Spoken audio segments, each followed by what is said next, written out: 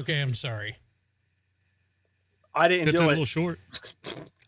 No, well, that one I gotta extend that thing. No, I didn't change out the intro from New Year's. So, welcome everybody. It did to say the see you Clubhouse. 2025, so it still makes sense. Okay, all right. Deuces, right? Thanks for giving me a pass, Joe Brett. I appreciate it. How y'all doing?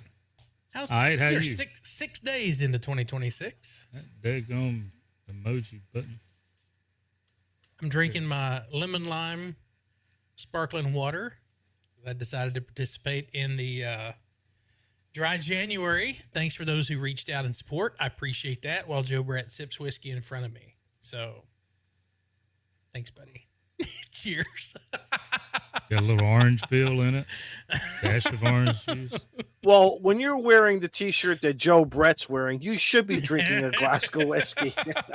Hold on. Let me maximize you.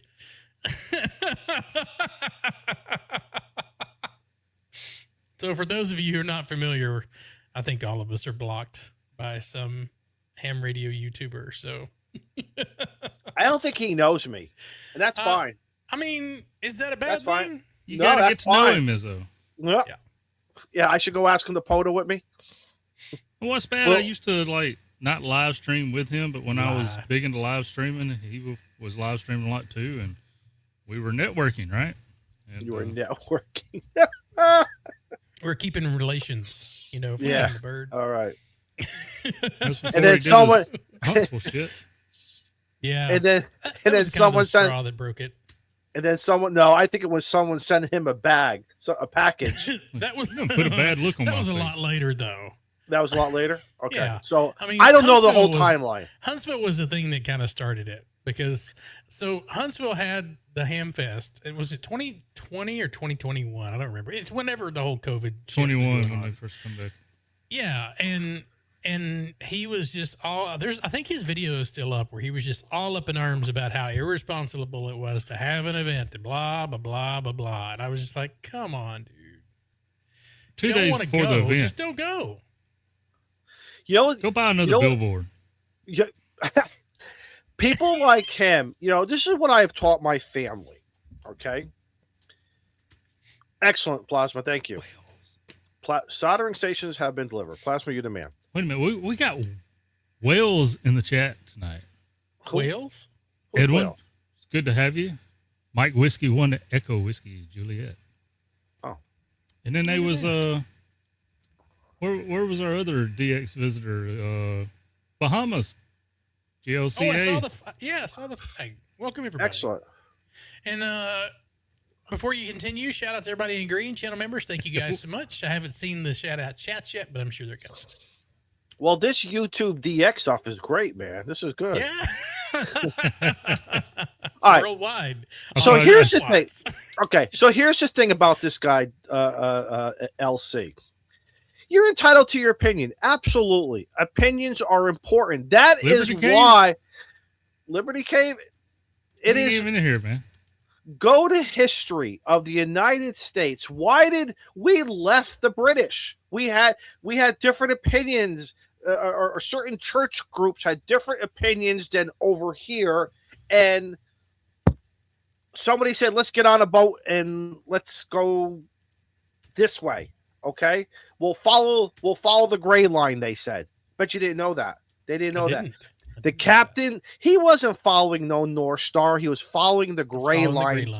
Following the gray line and I get it. So it's like I tell my kids, you are entitled to your opinions while you are inside this house, around the dining room table, outside on the back porch with a cigar and with me. And because all the kids smoke cigars. Well, somebody over the holidays was when I stopped at the cooler. All right, side note, I stopped at the cooler at the local grocery store and I'm looking at all these beers. And I said, maybe I'll get one, it was like Tuesday afternoon. I said, maybe I'll get one for the show. I don't know what to get. And of course, the eldest says, do you need any help? That's not something I wanted to hear. There's three things. It's a helping hand, man. He's just trying to give you some advice. At this point, I don't want to hear I'm pregnant or I'm in jail or I'll help you pick out a beverage. No. Or a casket, no. one or the other. Or a casket. Exactly. Well, that's what. All right. So anyway, you're entitled to your opinions, but it's how you do it. And it's how he does it. It's all in the delivery. And as ambassadors in this hobby, all of us are ambassadors in this hobby. And I do feel that there is a little bit of responsibility to maybe a larger percentage of no, Ed, I am not. Shut up. See, this is what happens. I better not find no freaking meme in the Discord 10 minutes from now with me showing pregnant belly. All right. And Mo, be quiet down there because you have a daughter too. All right. So, well, he's not a new member. Then he must have come back to being a member. So welcome, Grouch.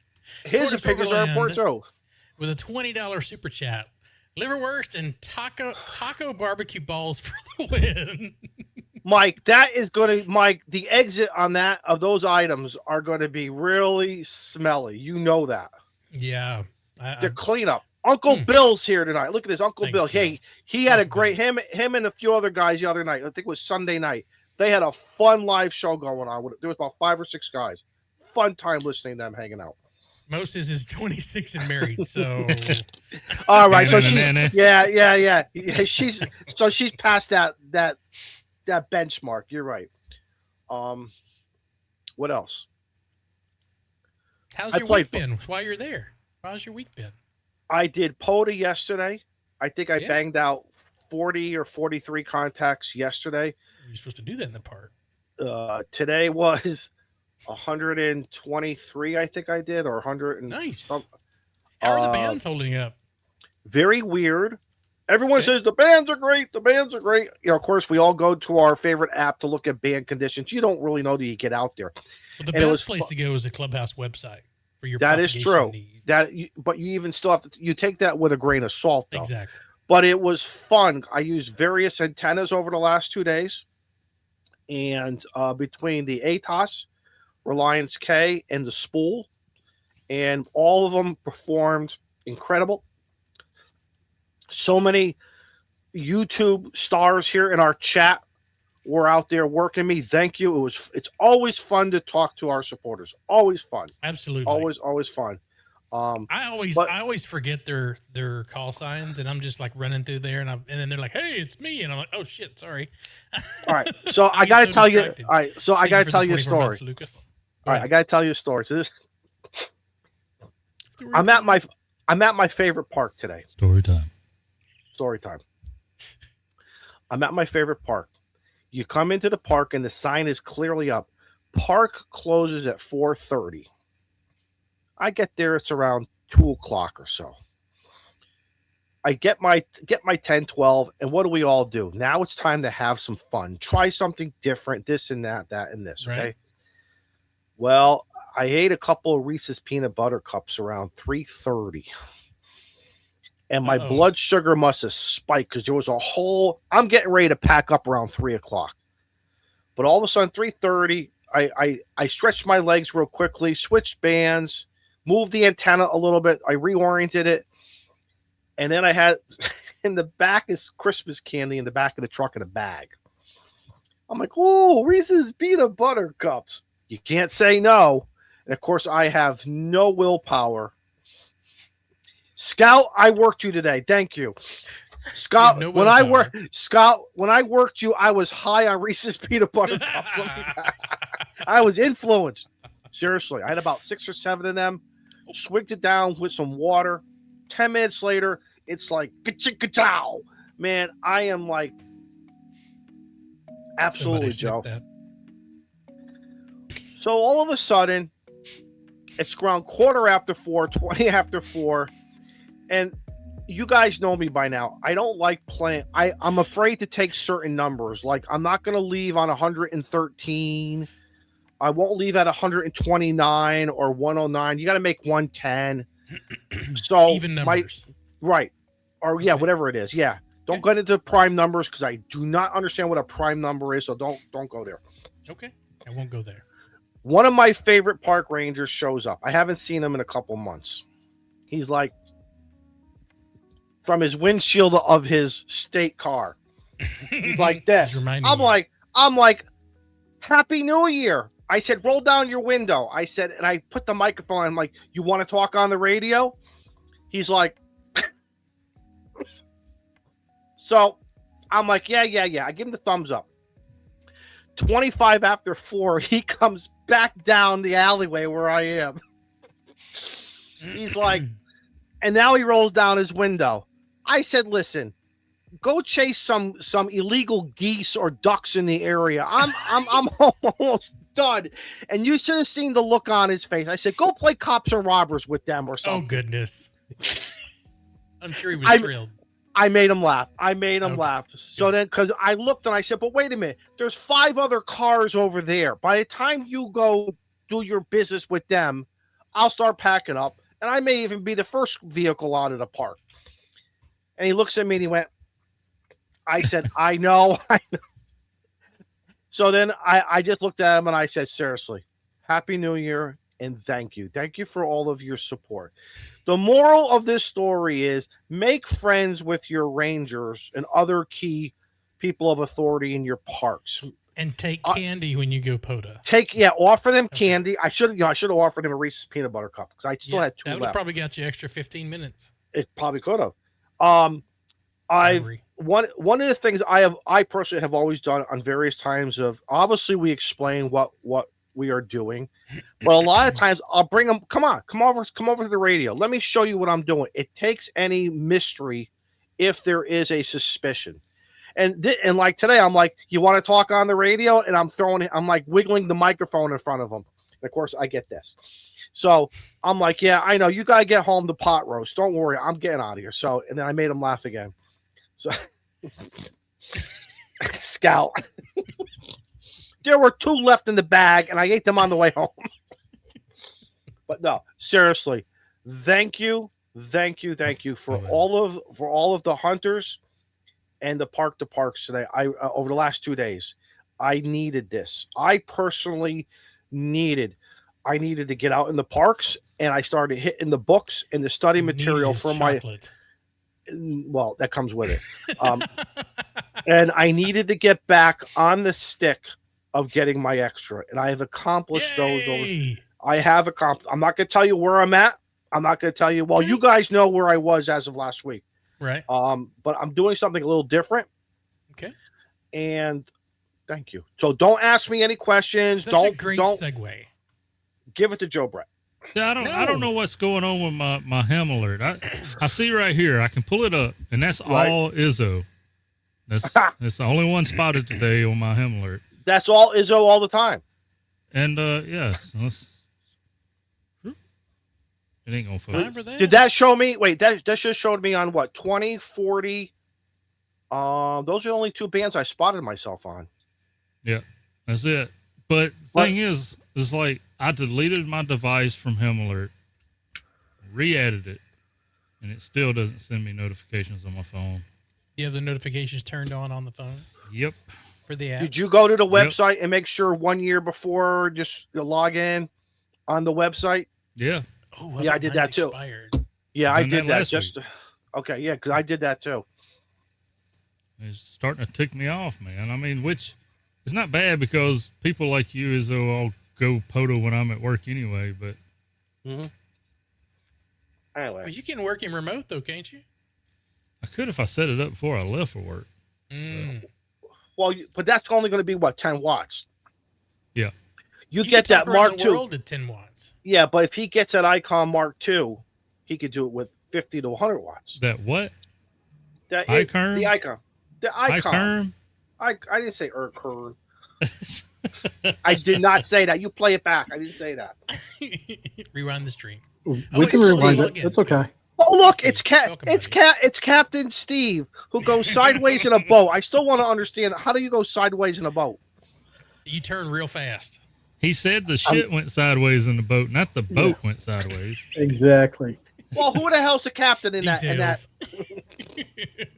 We're not going to talk about that. Okay, so Izzo brought up a good point about about working on your extra, and I'll get this out of the way so we don't have to talk about it later. We probably will anyway. Extra by April starts January 1st. runs until the end of April. We have one testing session before the end of April for you to get that. We're gonna do the last Monday of every month anyway, where you can test with us. Or if you're not available for that and you need us to set up a session, we have enough people that we could probably set a session up for you. Anyway, pinned to the top of the chat is a link to the Google form. Please sign up so that we can hold each other accountable. But extra by April, either get your technician, upgrade to general, do the clean sweep, get your extra, just do something ham radio related. So there we go. That's my PSA.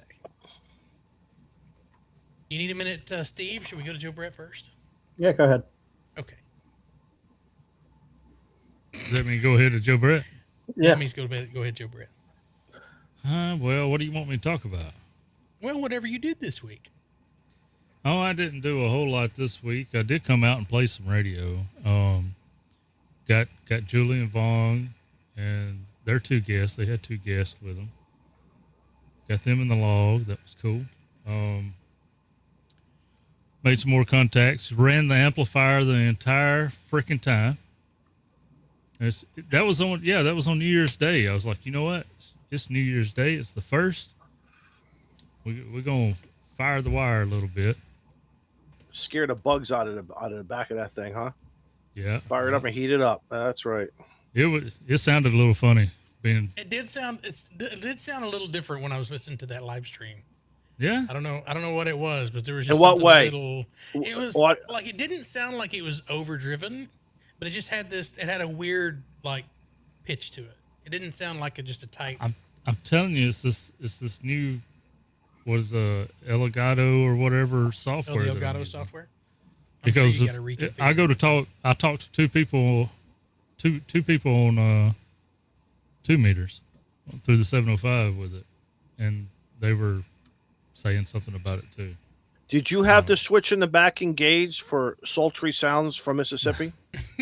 I'm probably on the wrong filter. That's probably what Right. That's it. I was about to say, what was your transmit bandwidth? 20 meters. I stayed on 20 the whole time. Oh, okay. That's one thing about having the manual tuner and amplifier. I like to stay on one band for quite a while till it dries up before I go adjusting stuff. But one day maybe I'll be fancy enough to have some of that auto click stuff. But anyways, like Steve's froze in this hotel room there. It's a nice pose. He's got that good hotel Wi-Fi. Yeah, He's got that powdered donut mustache going again.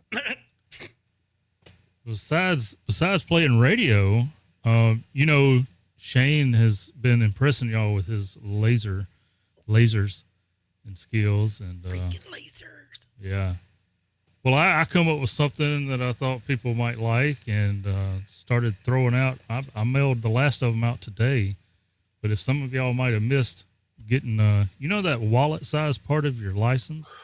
Yeah. That nobody really knows what to do with. You fold it up. No. Do you laminate it? What do you do with it, Izzo? You keep it in your wallet because if you ever go to ARRL or anywhere, technically wherever you are operating, so that means you're operating in your car, you're playing POTA, you're playing Winter Field Day, June Field, where I don't care what you're doing, you're outside of your shack. Technically, and please don't, I'm not the FCC police. I believe that is supposed to be carried at all times. Am I right? It is your station ID. So wherever your station is located, your station license is supposed to be presented at your station. So that's right.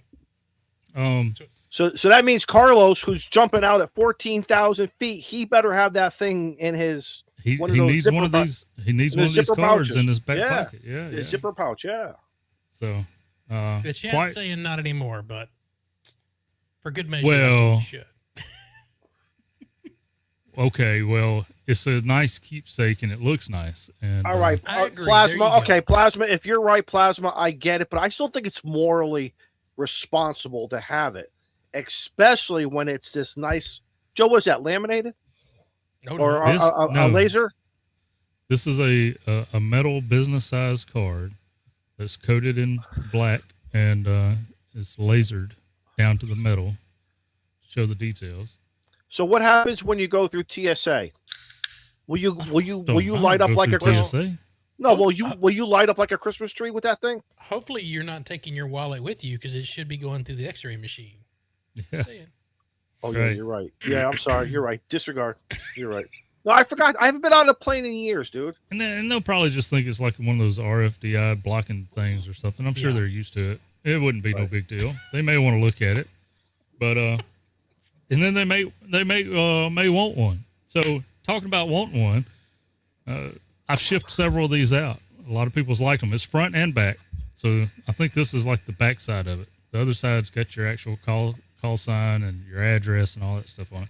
I like As it. it is. So It's very professional. Fancy, man. It's very hit me up professional. if you're interested. What camera am I on? If you're interested, hit me up. I'm thinking I'm doing these for about $15 shipped, straight off the board. So, because shipping ain't cheap and kind of pisses me off. But I had an idea for you, Joe Brett.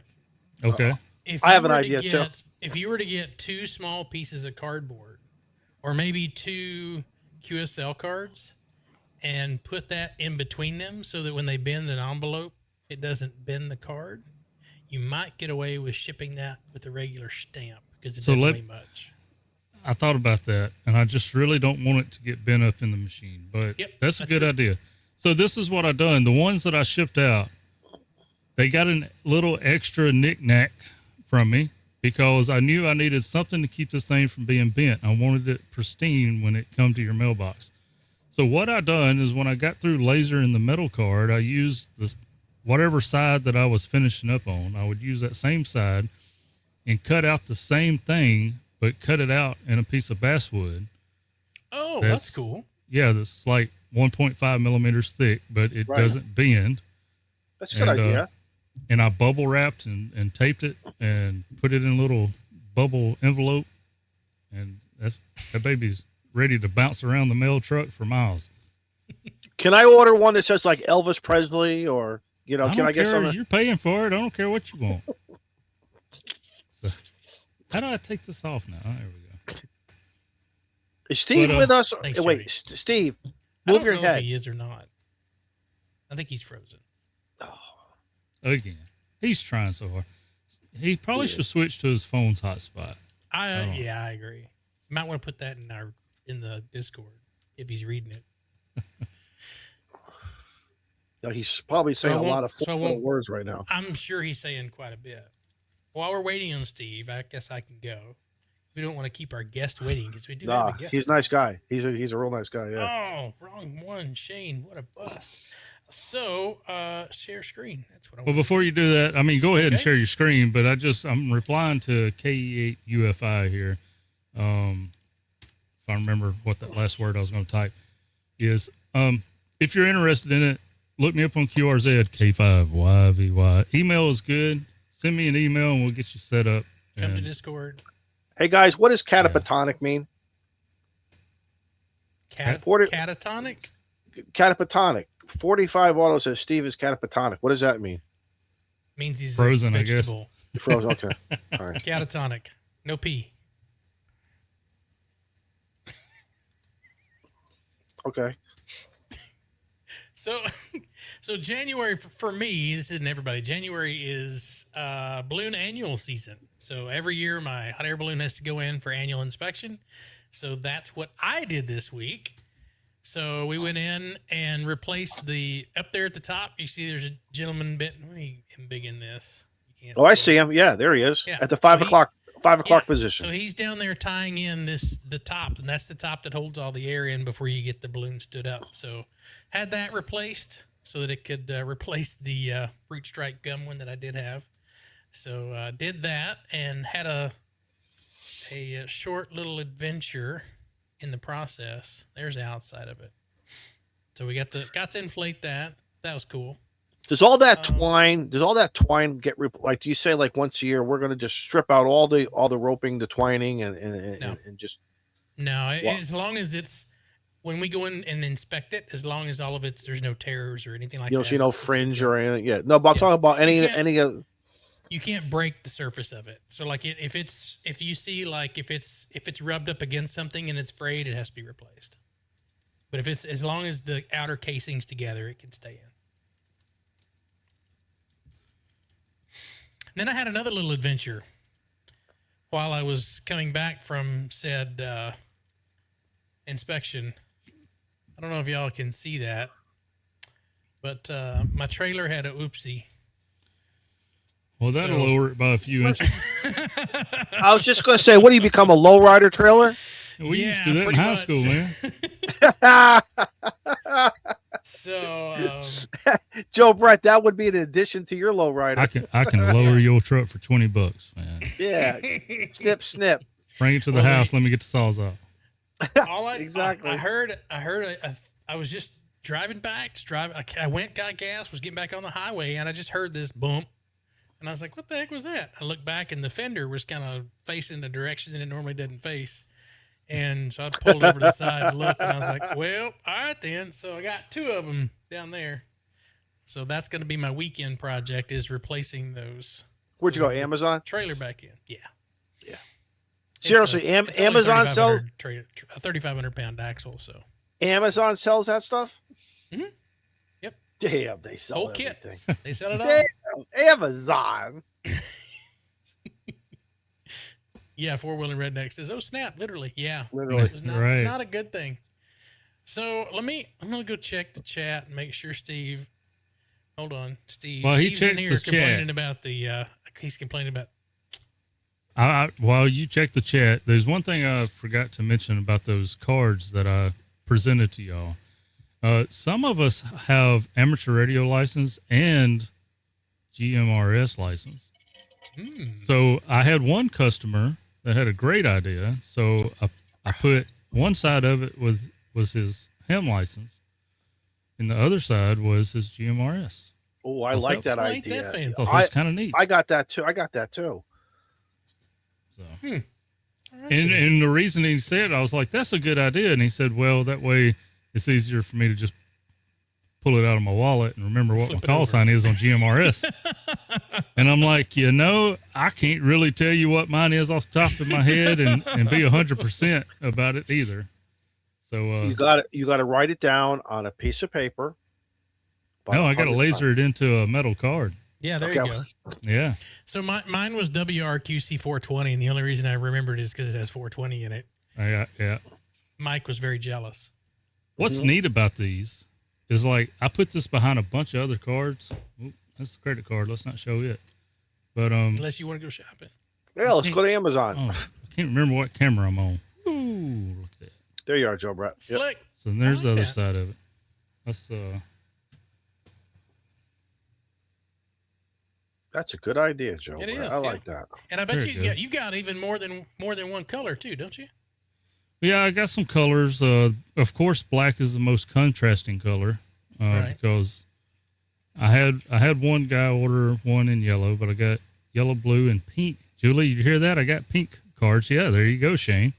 Oh, Shane, look at that. Showing off your Monopoly money. Stop it. This is my time.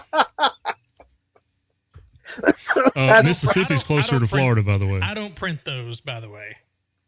You'll have to go to Joe Brett for those because I don't have the template nor the time. So I'm glad Joe Brett's doing it for you.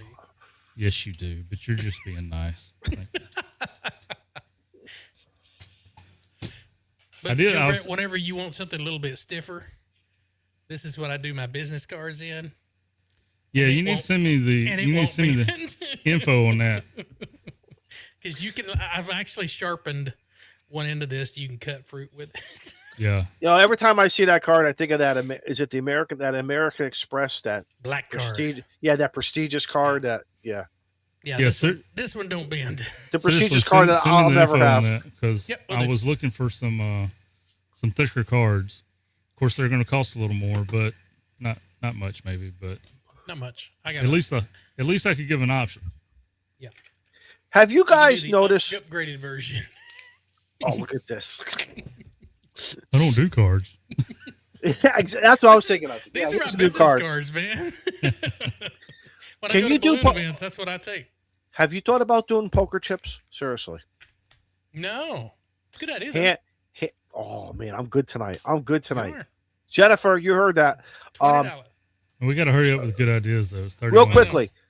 You do Ham Radio Clubhouse on one side, similar to the koozies, and then you do something on the back.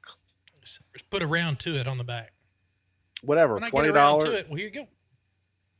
It's kind of like the token of my appreciation I gave out at Hamvention last year. Yes. Or Hamcation. What's Ohio? Hamvention, right?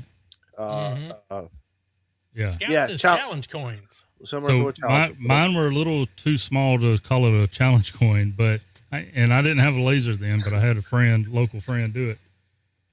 And the only thing I could think of was, here's a token of my appreciation, right? And that's what it was. I appreciate you. So,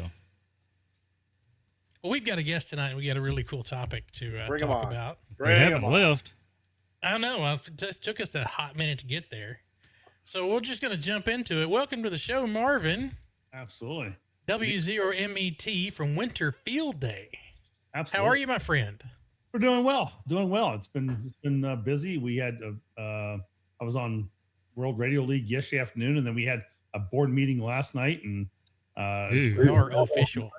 I got several other board meetings presentations we're doing as well. So, oh yeah. Well, like I said, pre-show is like we literally do a board meeting every month, except maybe like June and July. We kind of take off for summer because it's just too busy with everybody overall. So, yeah, exactly. Without mentioning names, unless you want to, who's on the board? Or is it like 10 guys, or do you want to? It's up to you. Without mentioning names. How do you give that away? First word sounds like no. I'm being serious. No. Don't tell me the answer, but the question is. No. Is it a board of 10? Is it a board of 10? Is it a board of 5? I think we got like 6 people on there. So my brother W4OPS is on there. I've got a guy named Travis. I can't tell you their call signs. I knew I'd make him spell it. He's with the Missouri Outdoor Club, and they do one hell of a Winter Field Day setup every year. I mean, they literally go together. It's huge. We've got a guy out of he's now in Fort Leonard Wood. He's a military guy. Mike, he does a lot of our social media stuff. Craig is out of Texas, Austin, Texas, and he's our treasurer now. Jason at Ham Radio 2.0 is on the board. He's been on there since kind of the beginning. That guy. So, and then I'm trying to think who else we have. Well, Marvin, in all seriousness, thank you to the board. Thank you to in all. We like the kid rib punch around here, but in all serious, thank you to this group who probably took an idea and said, you guys are probably sitting at the diner one time. You're sitting out, hanging out at the bar, wherever, in the back of something, and said, sitting on the tailgate saying, I got an idea and let's do this. And now look where it is. And congratulations, because it is, in my opinion, one, besides POTA, it's one of the greatest fun events, and you can challenge yourself in any way you want. That's what I love about this thing. That's exactly right. That's one of our goals. That's kind of our thought process behind that, is to be able to give people an opportunity to work different things that they've never done before and practice some of their ham radio skills. And that's what we had it. The first year we kind of left everything in place, just kind of let it go to see how it would go. Then we took bonus points away. We caught hell for that. And then we brought back we did. People just bitched up on one side and down the other. But then we came back and we did the objective number multipliers, started last year. And so we started doing those, and you can get your I'll call it your bonus points based on completing these field objectives. And that's been a really success. I think we've had really good luck with that. And it's been really good to see people going out and trying to do something new. And each year, those will continue to change. I mean, some of them are the same every year from year to year, but they're not the same every year. So right. So give me a little rundown for those who are either new hams or new to the hobby, maybe old hams that are coming back. What is Winter Field Day? So I always like to go on my website and read kind of what it is, but it's basically a income emergency communication skills day. That you can go out and test yourself to see how well you can do through endurance of lasting in the cold weather. It gives you an opportunity to really test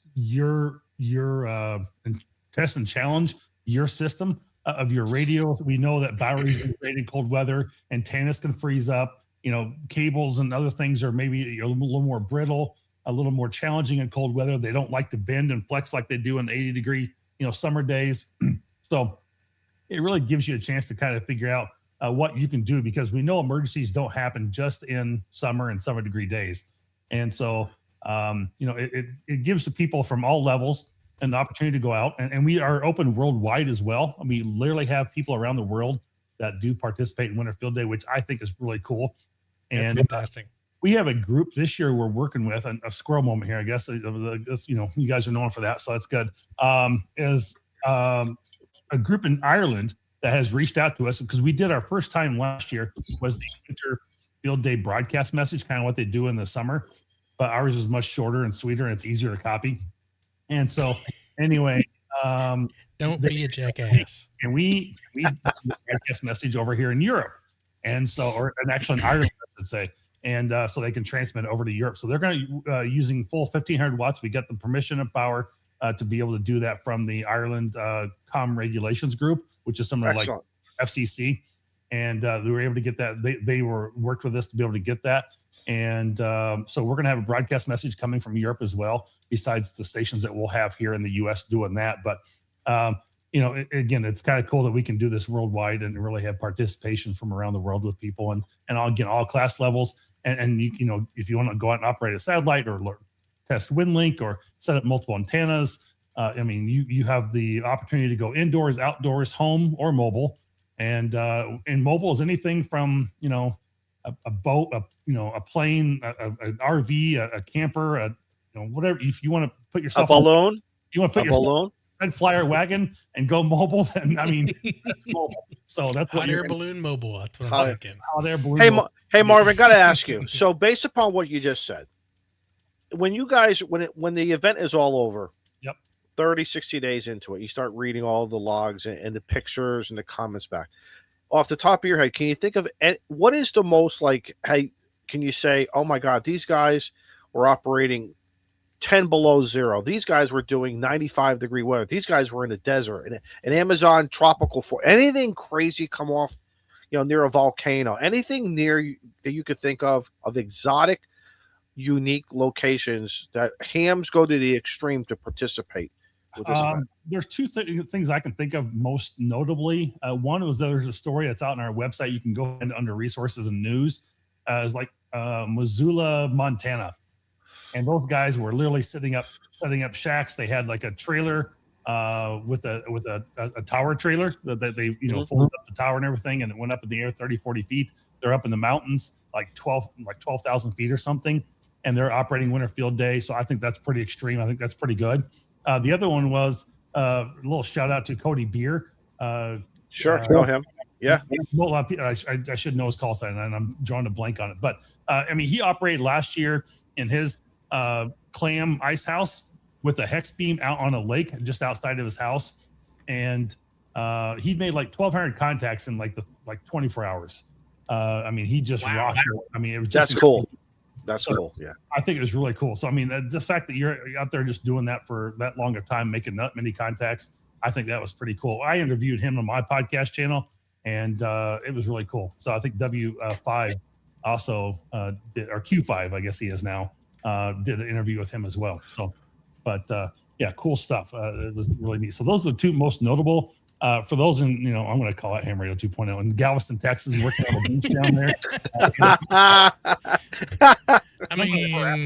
So it was a struggle for us for Winterfield Day. Yeah. The struggle was keeping the beer cold. Yeah, that beer in the red Solo cups did not freeze over, did they, Shane? The Gatorade. Sorry. Yeah. Well, so it's funny because one year, because I always come out here. To the tent. Well, not every year, but most of the years now I have. I was low on propane, and shame on me for not having my tank. Good thing the place. So I stopped what I was doing, ran down to the propane store, and then in 90 minutes later, I was back up and running, and then available for the Sunday day. But man, it just teaches you. It just teaches you. Just when you think you've done it so many times, I got this, and that one little thing. I could have gone inside if I wanted, but I didn't want to go inside. I didn't want to change. And it was like last year where I had my trailer for the first time. I had it fully insulated, the whole 9 yards, and I had set up and ran everything at home prior to make sure everything was working with the radio and the computer, and everything was working fine, all tested. Did all the did some test runs beforehand, and I get out to the field, and my radio and communication were not talking to each other between the radio and the computer, and it was like very frustrating. I had propane that was freezing up on me, so it was a damn cold night in the trailer. So it was one of those things where he's like, okay, I need to go back, and I did a whole after action report. I know what I need to do. I know I need to correct, and you learn from those things, and so.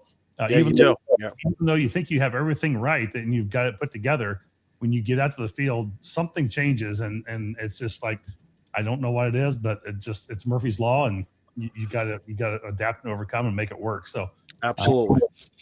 Even this summer, I mean, I was on, it's sunny, and somebody, it was in Alaska. I was out on activation, and all of a sudden I had 2 batteries, one for the little amplifier in my 705 and the other one for the 705, and the amplifier wasn't powering up for whatever reason.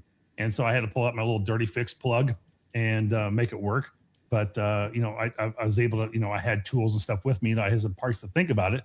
But again, I thought I had prepared for that trip, for that Alaska cruise I was on. And I was going to go out and do an activation POTA in Alaska. I wanted to get that off my bucket list. And something went wrong. So, but I was able to fix it and overcome it and make it work. MacGyver it. Yep, you had to MacGyver it. That's okay. Yeah, exactly. MacGyver it works. It works. Yep. So and that's what the Winter Field Day is about. It's going out and practicing and making yourself better as an operator and learning what's going to work best for you and what won't work. So, yeah. So what's some of the things that separate Winter Field Day from the regular ARRL field day? The rule differences, what's the difference there? Is there any? Between the two? There is some differences. Obviously, our class of categories for home, mobile, indoors, or outdoors is very simple. We don't have these A/B battery, easier to remember courses that figure out. And it's like you have to read 20 pages to figure out what category class you're going to be in. You can really probably read a 5 to 6 page document and know a lot of our rules pretty easily. I think we're a little bit more relaxed about some of that stuff as well. The other thing is that we obviously have objectives where they don't have that sort of thing. The other thing I just drew a blank on what the hell I was going to go with that. Happens to me all the time. Right. Just watch the show.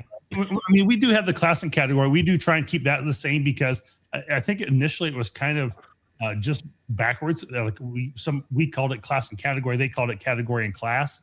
And because people got confused over that and they reversed it, I just said, you know what, we're going to get the same as summer field day because so many people get confused around that.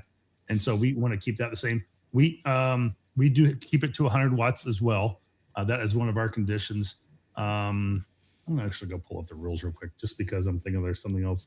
But again, we are a little bit more relaxed. Like HVAC and lights don't count as if you're on alternative power, as long as your radio and your laptops and stuff are all on alternative power. If you have lights or HVAC, they can be actually on on a grid system of some sort to give you heat and that sort of thing along the way. The other thing is there like an exchange, like ARRL section number, stuff like that, or yes, we have the rack section.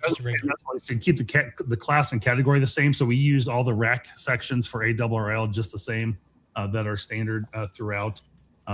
We do accept ADIF and Cabrilla formats both in our logs, and we actually go to I want to say summer field day is only a 24-hour field day, and we've actually went to 30. So the reason we went to 30, we went to 30 hours last year. So when I moved out east in 2023, and we had field day in January of 24, it was like I kind of quickly learned that the parks out there close a lot during the wintertime.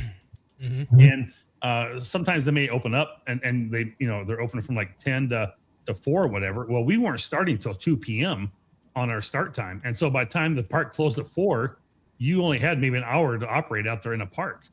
And, Right. You got the park ranger doing this. Yeah, Yeah, exactly. exactly. From his driver's window. Exactly. And Yeah, because you know he's not getting out of the truck.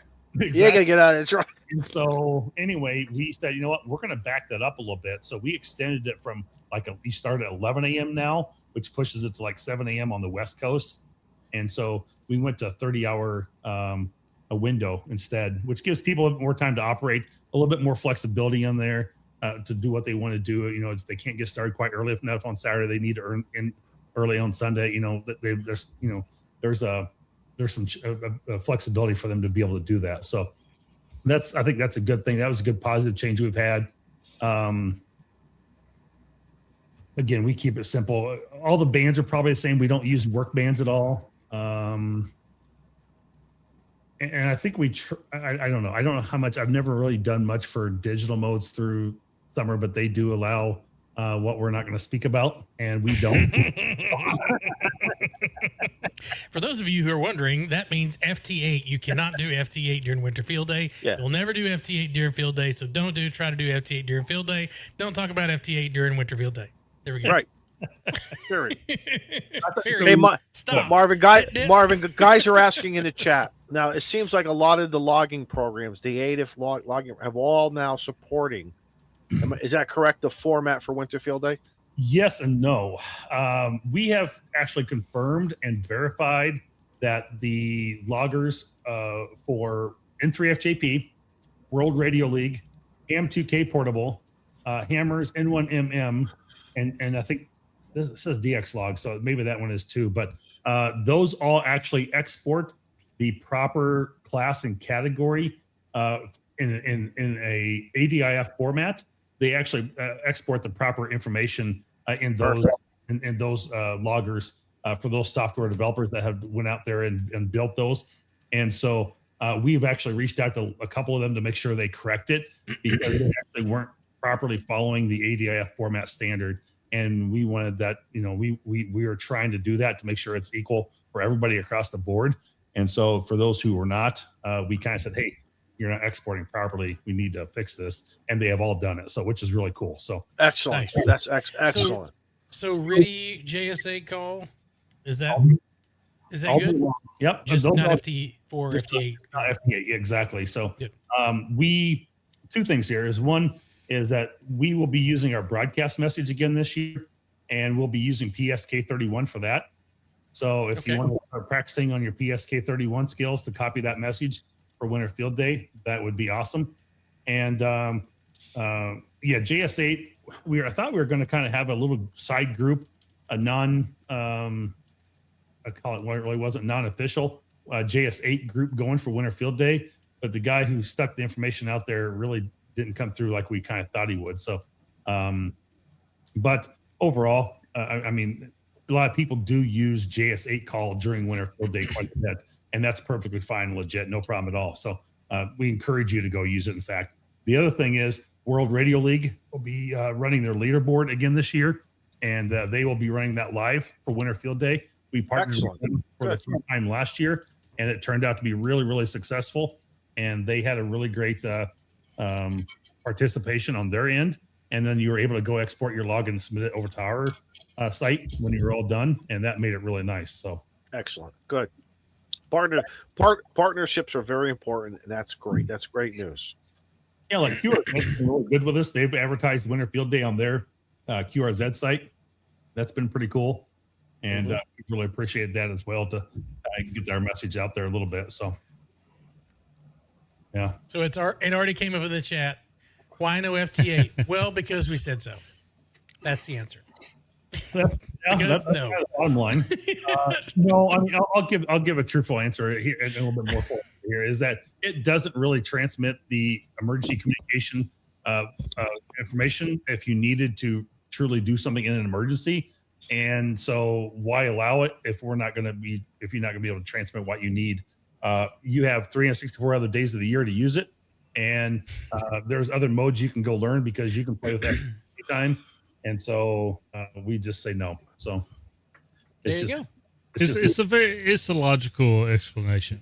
I mean, and that's what I replied to the comment was it comes down to communication, passing the traffic.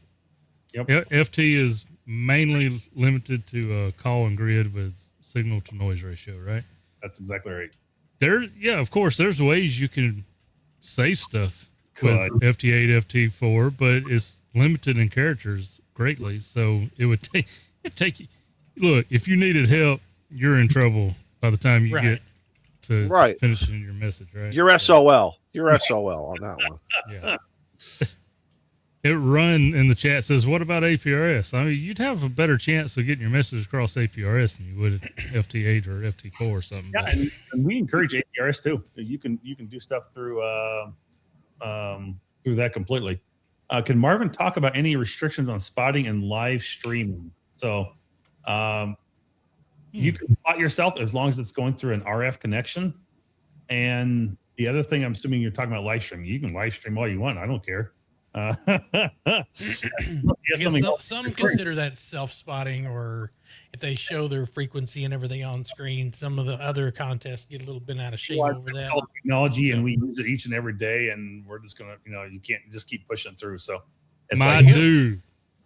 Yeah. Yeah. So, like a lot of us, I remember when that first come to fruitation, where people started getting hit with, well, we're moving your log to check log because you're disqualified because you self-spotted and this and that. You was live streaming. Everybody knew where you was at and stuff. So you started seeing a lot of us that live stream contests and stuff start putting a black box over the frequency or just not showing it at all. And then people in the chat, of course, was spotting you. But we wasn't telling the chat where we was at. But that's no different than somebody watching the DX spots. It's just a YouTube chat. Yeah, but we didn't do it, right? So, yeah. So as long as you're transmitting via RF, you can go through all day long if you do that. I want to say, and Mike or my brother Michael would be better on this one for the rules for.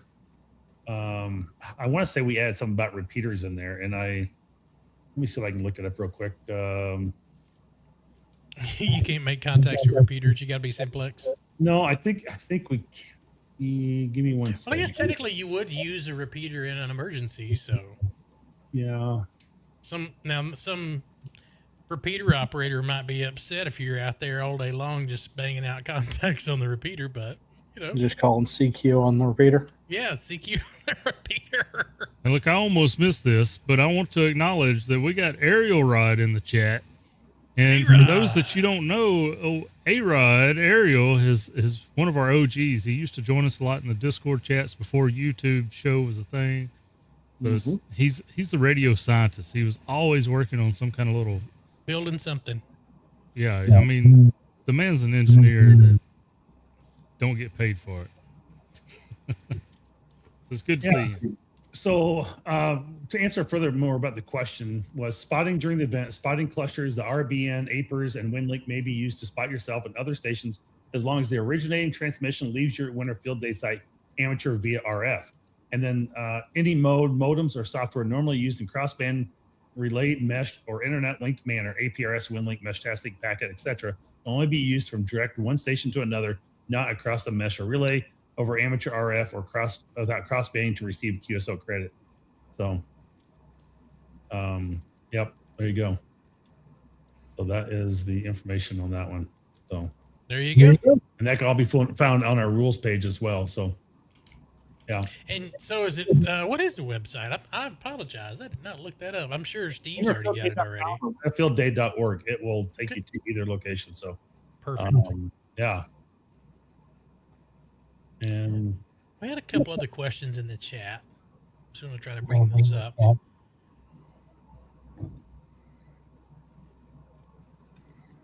Do I lose points for being in an air conditioner in Florida? No. Nope. You can be indoors. I mean, is there a location map? Like so where people are setting up their locations or their let's groups? Go. Two questions here. So, do you lose points? No, but do you gain points? You don't get to gain the points. So if you operate away from home, you operate your multiplier. Can I actually share the screen? Yeah. I'm going to show this because this is actually. No. I'll make this bigger too. There you That's go. what she said. Jeez. So there we go. So if you operate away from home, if you make one QSO, you now got your 3 points versus if you stayed at home, you're only making it as like 1 point.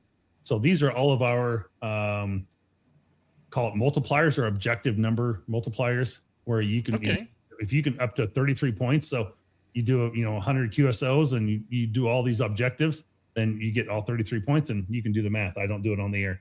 So Oh yeah, we don't do math on stream. exactly. But these are all the different additional things you can do to earn additional points per se. And you can find this in our Winter Field Day webpage under rules. So Traveling Ham says define home, and that sparked an idea in my head. So my license address is a P.O. box. So let's just say I'm at home. I'm not at the post office. Is that a multiplier? I'm kidding. I'm being Joe- smart. QT. Joe found the loop. You found the loophole, didn't you? Loophole to loophole. Marvin in the group got to create a rule for that for next year's rules. Right. there you go, Joe. Screw it. No. Home station is any station located inside a permanent livable residence. So Marvin, I got to tell you, I like my over shack's years, not very livable. It ain't got a bathroom or running water. So. In all seriousness, they have clarified a lot of the language over the years, and I understand why. Because you put 3 hams in a room, and they can read a sentence 3 different ways. oh yes. So I'm very happy, because nothing is worse on the Facebook page and all these other locations of everybody. Well, if it's this, but I'm here in the house, it doesn't have heat. Everyone turns it into. It's very, very simple. And that's where you can start to look at this. So real quick, Joe, Joe Brett, don't you have yours in your garage or ham station set up? My shack is a 8x12 shed that's 5 feet away from the side of the house. So that's not a permanent livable residence. So you would qualify as an indoor station. That's my dude. I'm taking y'all down this Winterfield Day. Well, that's inside a home. It's not a permanent livable residence, but it is inside an insulated, weather-protected building or structure on a permanent foundation. Boom. So you're perfectly good where you're at. You're just an indoor station, which I probably will be an indoor station myself this year. See, I have to go tell my wife, thank you for not letting me set my station up in the house. You got me a multiplier. Well, I don't know, because he's got permanent antennas. Well, he's gonna have to set up. He's gonna have to set up a side antenna. He can just roll it out the side door and dude. coax out there. Okay. I got all this portable stuff I can just throw out in the trees. Run up a mast and out and then to the fence and run a wire out to it, and you're going to operate Winter Field Day. Right. Call it a day. Keep it simple, stupid. The KISS method works. Exactly. And like I said, I like this one right here, a mobile. These stations are operations from a mobile or potentially mobile structure like an RV, car, a van, sailboat, cargo trailer, mobile ELC, bus, plane, etc. It's like pretty simple. So it moves. It's mobile. You mentioned mobile. That's my plan for the Mississippi QSO party. Yes. I've been studying this. There's some folks I don't understand how they get the points that they get in the QSO party. Because they're mobile. Well, no. The ones that I'm talking about is not. But the guy that goes, there's only like one guy that goes mobile during the QSO party, and he gets a plaque. And I get to study in these different categories to see what I have a better chance in. And I'm thinking mobile, I might get a plaque. Because you get like you get additional points because you're covering like different counties and grid squares and things like that. So you get you can work more stations within your state. So therefore you're getting more points because you're actually working people within the state itself. So and I do want to try it because I've never done it before. So yeah, I think it'd be fun to do it. I'd like to do it this year for the Wisconsin one. So we'll see.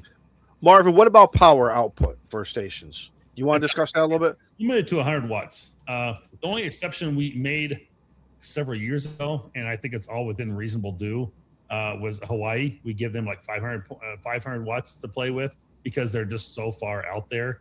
But everybody else is 100 watts overall. So we're just trying to level the playing field for everybody, because we do have those home stations, and we're not the police. We're not going to be out there checking every site to say, hey, you know what, you're at 500, you're at 1500, whatever.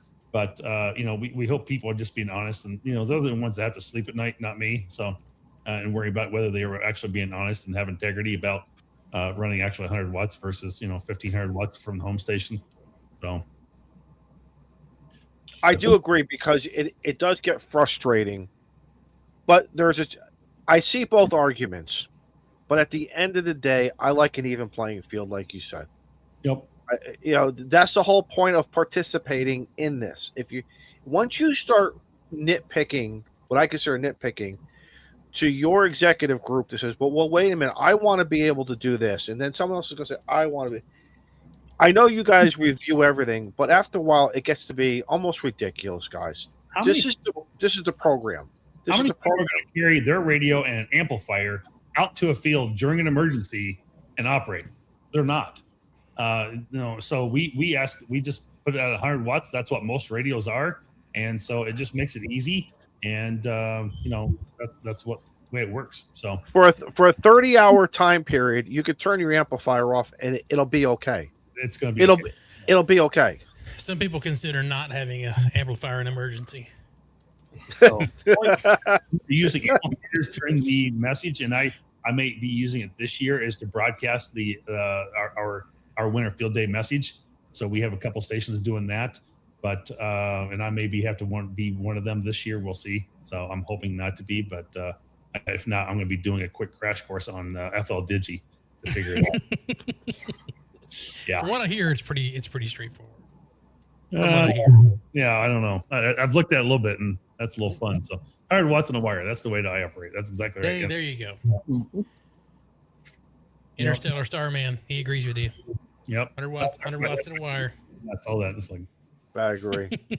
And the fun part, Marvin, is we all, now that I feel we've all been taking various deep dives at antennas, from wires to hex beams to the traditional, beaming Yagis. This is wonderful. This is what I love about field day. Every year, I personally choose a different antenna to, that day of, set it up, whether it's 40 degrees or 20 degrees. Either way, I'm set. I love it. I love this opportunity. Yes, you could do it with QSO, and maybe we all should be doing it more like that. I don't know. To each his own. I'll salute. Do whatever you want to do. But for me personally, I love this opportunity of taking an antenna that I haven't used in maybe a couple of months, to something that I bought or was given on the shelf, pull it out, use it. At the end of the day, I don't care if I make 10 contacts or 100,000. I don't care. I had fun. Yeah, it's we actually have. That's one of our point multipliers, is to be able to deploy multiple antennas, and we probably should actually assign more multiplier points to that one than we do, because we only give you 1 point for it. But it is good to go out and try different things, because we want to encourage that, because obviously, depending on which direction you run the antenna and the type of antenna, you're going to get different results off of it. Absolutely. So we want you to try it. Our buddy Salty Walt has the book about various antennas to consider. Go through Walt's book, or your other, resources. A lot of people run dipoles many times, and quite often, probably most of the time. I'm actually a big vertical fan for whatever reason. I love running a vertical. So, yep. Some people like doing inverted VE and fed half waves. I mean, exactly. Yeah, and that's gonna go different than a vertical does. You're gonna hear different stations. I mean, it's just go out and have fun. Mm-hmm. That's the whole point. Don't make it a contest. Enjoy the contest. Right. Enjoy the event. Absolutely. And the other thing is, we always like to encourage is operating on 6 different bands, or on try maybe even 12 different bands. And so many people hang out at 20 and 40, and that's where they're at all the time. And you forget about the the 15s and the 17s and et cetera, so the 15 meter band, things like that. So it's the other day I was operating here at the shack, and I was like, I'm going to flip over to 15 for a little bit just to see who's on there and what's going on. Yep. Like, holy crap, there's a bunch of stuff on here today. It's like, let's make a couple contacts along the way. So somebody was out there calling POTA on 15 meters. It was like, Awesome. When I go do POTA, I always start on 10. I do 10, 12, 15, 17 before I even touch 20 because there's too many people on 20. Well, If I here's go the to- thing, If I though. go to 20, I go to the extra portion of the band. Right. Well, here's the thing now, and Marvin brings up an excellent point. So the basic 5 bands, 80, 40, 20, 15, and 10. That's your 5. Now you got to get one more other band to choose from. I would think, for simplicity purposes, 6 meters, unless you guys want to do something 2 meter locally, whatever. Hey, one contact on 2 meters counts as your 6th band. Boom, there you go. Absolutely, it would. You know, Or you could be Yeah. an overachiever and go to 160 meters. no, that's a work band, isn't it? No. No, I thought 160 was a Top work band. band. Okay, if I have it wrong, I have it wrong. Amateurs accept 12, 17, 30, and 60. So Okay, so there you go. And 80 is going to be great at night. So on Saturday night, whatever, just hop on 80. Even make a couple contacts. So Carlos asked if we can do 12 meters for winter field day. It's like, nope, that's one of those work bands. So we do stay off of them. So Yeah. But yeah. 30, 17, and 12. Okay. Yep. Aren't those I think that's all the And contest free work bands. And 60. I'm And corrected. 60. Thank you. I'm corrected. Thank you. But so there you go. You have your opportunities. And if you have that 80 meter antenna, there's no reason why you can't try to load it up on 160. How effective Yeah, will it be? exactly. Hey, as long as you make one contact, who cares? So what if the guy's only 100 miles away? You made a contact, man. Exactly. One band I've never played on is 160. I just don't have the antenna set up for it. So Yeah, my problem that's kept me from 160 is the tuner. yeah. All your tuners are 80 through 10 or whatever. So now I've got a manual tuner, but I haven't succeeded at 160 yet. Well, then tell you what, Joe Brett, drop the power to 10 watts and see how you do. It can't hurt. I'm not saying I ain't never made a 160 contact, but I probably haven't. I haven't. I've only made 2 I don't have an contacts. antenna that long. You know how I did it? I did it on my DX Commander with the Raleigh coil trap that gave me 80. I put it down to one. I went down to 160. I heard a bunch of guys. I went about 10 kc away from them, dropped my power, and I worked into New Jersey, I think it was. It was fun. It was fun. Just was it the most efficient? No, but it was just fun why are we here? To have fun and experiment. Yeah, exactly. Nothing's a failure unless you kill yourself doing it. That's how I look at it. That's a permanent failure. Yeah. So, Good. Yeah, for sure. So what do you have the date and times so that everyone can go ahead and mark their calendar down? Absolutely. So this is the 3 weeks away from this weekend, and it's January 24th and 25th. So it's a Saturday into Sunday. And I think you can start setting up like 12 hours prior to the event if you need to. It starts at 1600 UTC on Saturday, which is like 11 a.m. Eastern. And then it ends at 21:59 on Sunday. So, I mean, it like I said, it runs for 30 hours during that time. So you've got lots of opportunity to, if you can't get out on Saturday, then try Sunday, whatever. You still got lots of time during the day to be able to do it. So I think it's like 4 p.m. I think is what the Sunday afternoon stop time is. So, yep. And, there'll be lots of stations on the air. Last year we had like 357,000 contacts were made. Holy cow. wow. So we're really coming up there. It's really made a lot of headway. And then we had, I think around 26,000 different unique call signs, and 776 different clubs participated. So that was a huge year for us, and I'm hoping that we will actually surpass that this year with even greater growth. So, Marvin, now tell us. Obviously, United States. I'm sure a lot of European stations. yep. Right. I don't know Asian, what records. Asia, Africa, anything. Anything. Southeast Asia. Anything crazy. We had 92 countries participate. It was either last year or the year before. Wow. There you go. There you go, guys. And I think there's around 30 some well, last year there's 30 some foreign countries or stations that were represented from different countries last year on our Winter Field Day map. So I think someone asked about the map earlier. If you go out to our Winter Field Day site, just winterfieldday.com, and you go to, you'll be right at our homepage. If you look at the very top under our main heading, there's a big purple box there that says register your location and club. And if you scroll farther down, you can actually see there's 469 currently registered, and you can zoom in and zoom out and kind of see where where the different people are around you in the different states and that we're operating. I was at the day, but I think this year we don't have nobody in Montana yet, and it doesn't look like anybody in South Dakota. South Dakota and North Dakota are always our lonely states. Those seem to be the ones that just not a lot of population there. So those are pretty hard to get usually. And then they're probably all frozen. Low density. Yeah. Actually, well, there may be one person in right on the corner of between Utah and Arizona that's in Vegas. Another person might be over in Reno.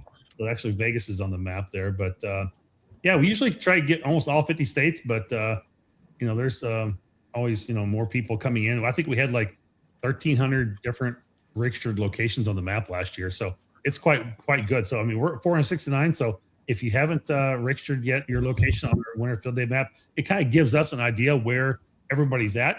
And then really it's about, hey, I'm brand new. I don't know where to go. I want to go find a site for Winter Field Day I can go play at and go check out and see what this group is doing. So we put it as blue as public and purple as private.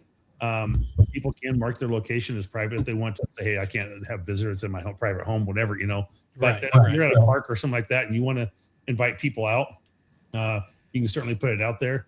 And, a lot of people can go visit the site and see where you're at and see what you're doing. And maybe you'll gain a new member for your club as well. So it's advantageous in many different ways if you, get yourself on the map and, kind of lets us know exactly who's participating and where to.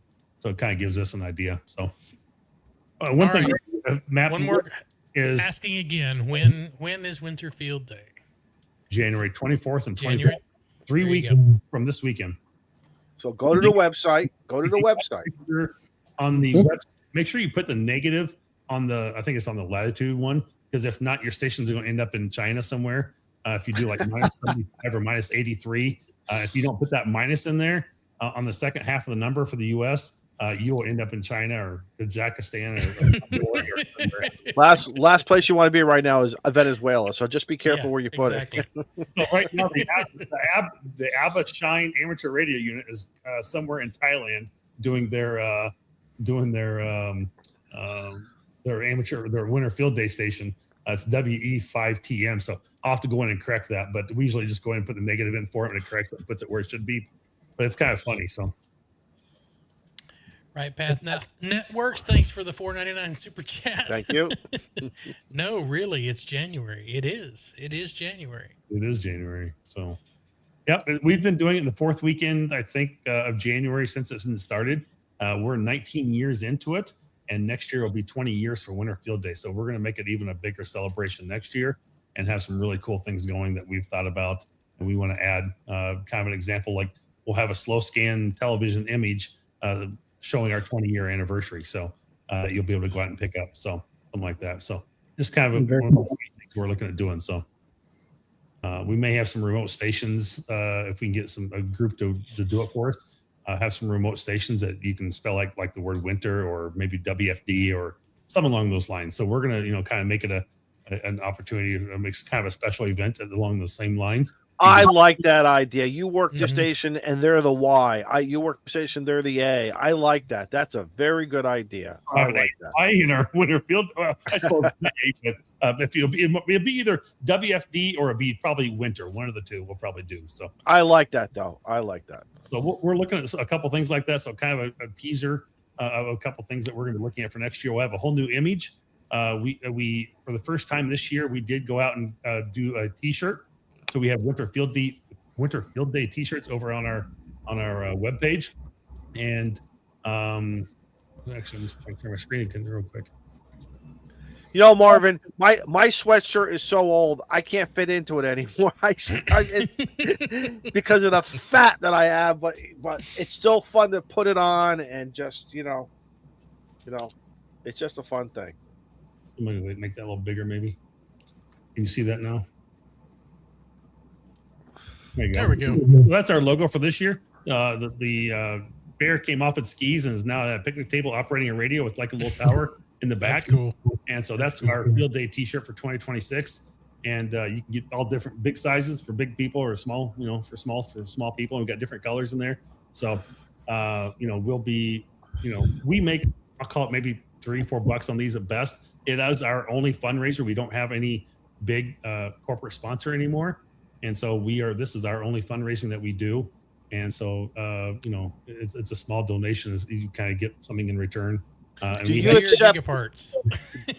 Do you guys accept donations through like a PayPal, Venmo? Do you guys accept donations? so on our Winter Field Day page, we have a donation button at the very top up here. I'll get to that Perfect. second. But we also have stickers, and like if you want a Winter Field Day flag, people will fly, glasses, coffee mugs, sweatshirts. So there's your sweatshirt. You go out and buy yourself a new sweatshirt there.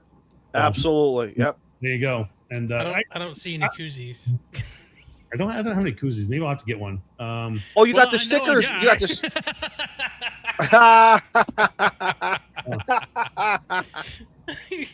But I like the sticker for the go boxes and everything. That's good idea. So I like that. I wish I could get that price down, but because those are done on an individual basis, I don't have the die cut ones. Our stickers that we do are just square, but these are actually die cut to that.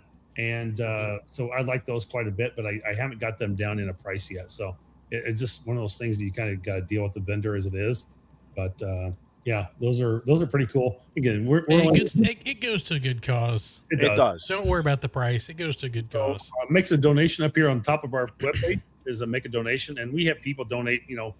Quite often, like $20 or $5 or $50, something like that. So. If you make $100 or more, we'll put you on our webpage up front. Listen, I'm going to put out the challenge. Every participant, $5. If every single participant just threw $5, right? $5. $5. $5. Just throw them $5. It's very simple. And you can choose whether you want to pay the credit card fee or not. We're good with it either way. I don't care. But it helps out. We do have kind of a little bit of a minimal operating budget that we use, but we have to keep, obviously our webpage up. We have to pay for server space, things like that. We have to pay for the hosting of the website. So we have some back end costs. We do have to keep up and run a little bit. But overall, it's pretty minimal that we have. So, and we're on. We have our own little help desk. We're doing a kind of like a help desk ticket queue now. We can keep track of our tickets or emails that come in, and we're on Twitter, Facebook, Discord, and Mastodon as well now. So we haven't put the Mastodon logo up there yet, but if you donate $100 or more, we'll put you down here on our club sponsors and in our list here. So look at that, Reliance antennas. Reliance antennas. There you go, boys. On there too. So So where do you submit your logs to? Or is that through the website, or is it just an email? Nope, up here, somewhere either probably in this location or up at the very top here, there will be a submit button that will go live the day of Winter Field Day. Okay. And you'll be able to put a submit log, and then you'll be able to go and submit your log from there. So that button will go live as of Winter Field Day, and that probably by noon or maybe that morning at midnight, it will go live. And we'll get that turned on, and then it will be up there for about a month. We usually say March 1st is our cutoff date. We did extend it a little bit last year because we had some issues, but we're probably one of the few groups that do accept ADIF and Cabrillo formats, and so we give you an opportunity to do either one. And I know our guy likes ADIF logs a lot better. But, it's so easy, isn't it? Now you just download it and push it over here, and it's done. If someone's using N3FJP, for example, and they're using version 2.6, well, he's currently out on version 2.9. And if they don't update their Winter Field Day logger for, I don't care if it's, Ham2K or if it's N3FJP, hammers, whatever it might be, N1MM, they're using an old logger from 5, 6, 10 years ago that they've just never updated because they don't want to change, or they use the computer once a year for Winterfield Day only, then they, that's where it becomes a problem. So we get 15 different versions of N3FGP coming through, and the format or the maybe the export is not the same across the board. And so we have problems on our logging on the back end, parsing that data out and trying to identify the different boxes, because ham2k identifies it differently than N3FGP than what World Radio Log does. And so we have to try and say, all right, well, this box, this field on this is coming in as X, and this one's coming in as Y, but yet they're the same thing. And so we need to, merge those data fields together. And it's a pain in the ass. I'll just put it that way. So it's simple as that. So yeah. Thank you, Andy Cowley. Have a great Winterfield Day. Brand new member. Cowley. You're not a new member. Let his vegan boy. Vegan boy has just become a YouTube. He must have upgraded. Thank you for your upgrade. Yeah. Good evening, Andy, too. So Yes, good evening, exactly. Andy. Andy's in every stream, regardless of what day it is. He's in every stream. Thank you, Andy. What else do we need to know, Marvin? I know you've got a really long drive tomorrow, so I do. Thanks for hanging out this entire 45 minutes or so. I'm glad to do it. Glad to be a part of it. So, again, we're self-funded. We are only making a little bit of funds based on, what we make off the shirts or other swag gear. We meet once a month. We take all your feedback that you give from the submissions, emails, and we, will literally take and construct that into a document, and we make those changes based on what people are, talking about, and what they have issues with, and things that. So we're always trying to improve. We're always trying to make things better, and we have continued to evolve as that time goes on, and I think it's gotten a lot better. And we've actually kind of cool on our webpage now through like our if you go out and look at our results page, if you click on it and you we have 24 and 25 records on there, and if you go look at the record, so I'm going to screen share one more time. Sorry, should have kept it up, I guess. So go scores. So go look at this. You can actually see all this cool now information. Objectives completed. Maybe the operators of this different amateur radio group that was this club that participated. All the QSLs by band, by mode, final score, sections contacted, all that information, who did it, and the type of log type, ADF, and everything. So we've gotten pretty detailed on this type of information coming out, and it's pretty cool. So we try and give you as much information as possible. So. What are you seeing for trends? Are you seeing more CW? Are you seeing more sideband, or is it pretty? What trends do you see? Mostly, it's probably single sideband. I would say at the very top. That's where most people are probably doing their stuff. But a lot more data is coming around too. What percentage, if you can, are actually outdoors? I don't know what that data from last year was, but I want to say that we had around 40% 2 years ago was our home users, and that was I wasn't very pleased about that. I was like, I'd like to see a lot less home. Sorry, we're past COVID. Go out and enjoy the field. I understand there's those participants that are maybe more elderly. Maybe you just broke your leg. Something could have happened. You're sick. You're not feeling well, but yet you want to participate. You're going to have a home station, and we're going to. If you're going to have those home stations, you're going to have to depend on for emergencies anyway to make other relays or other information. So they are an important aspect, but we really do encourage people to get out and be outside as much as possible during this event, and that's where we want people to be. So, but it's on the smaller side for sure of what like home users. But it's I'd like to see the number even smaller. So good to get people out. So listen, guys, we found out earlier. This is Marvin. I think Marvin, you've been on, but we didn't realize you haven't been inducted into the Ham Radio Clubhouse. Oh boy, and that's just a crying shame. It is. Well, I'll make a motion. I'll second it. Can I get a third? Third. Oh, Whatever. there we go. And Izzo's got to do. You've got to do the fire round. The lightning round, Marvin. Are you ready? I want you to take.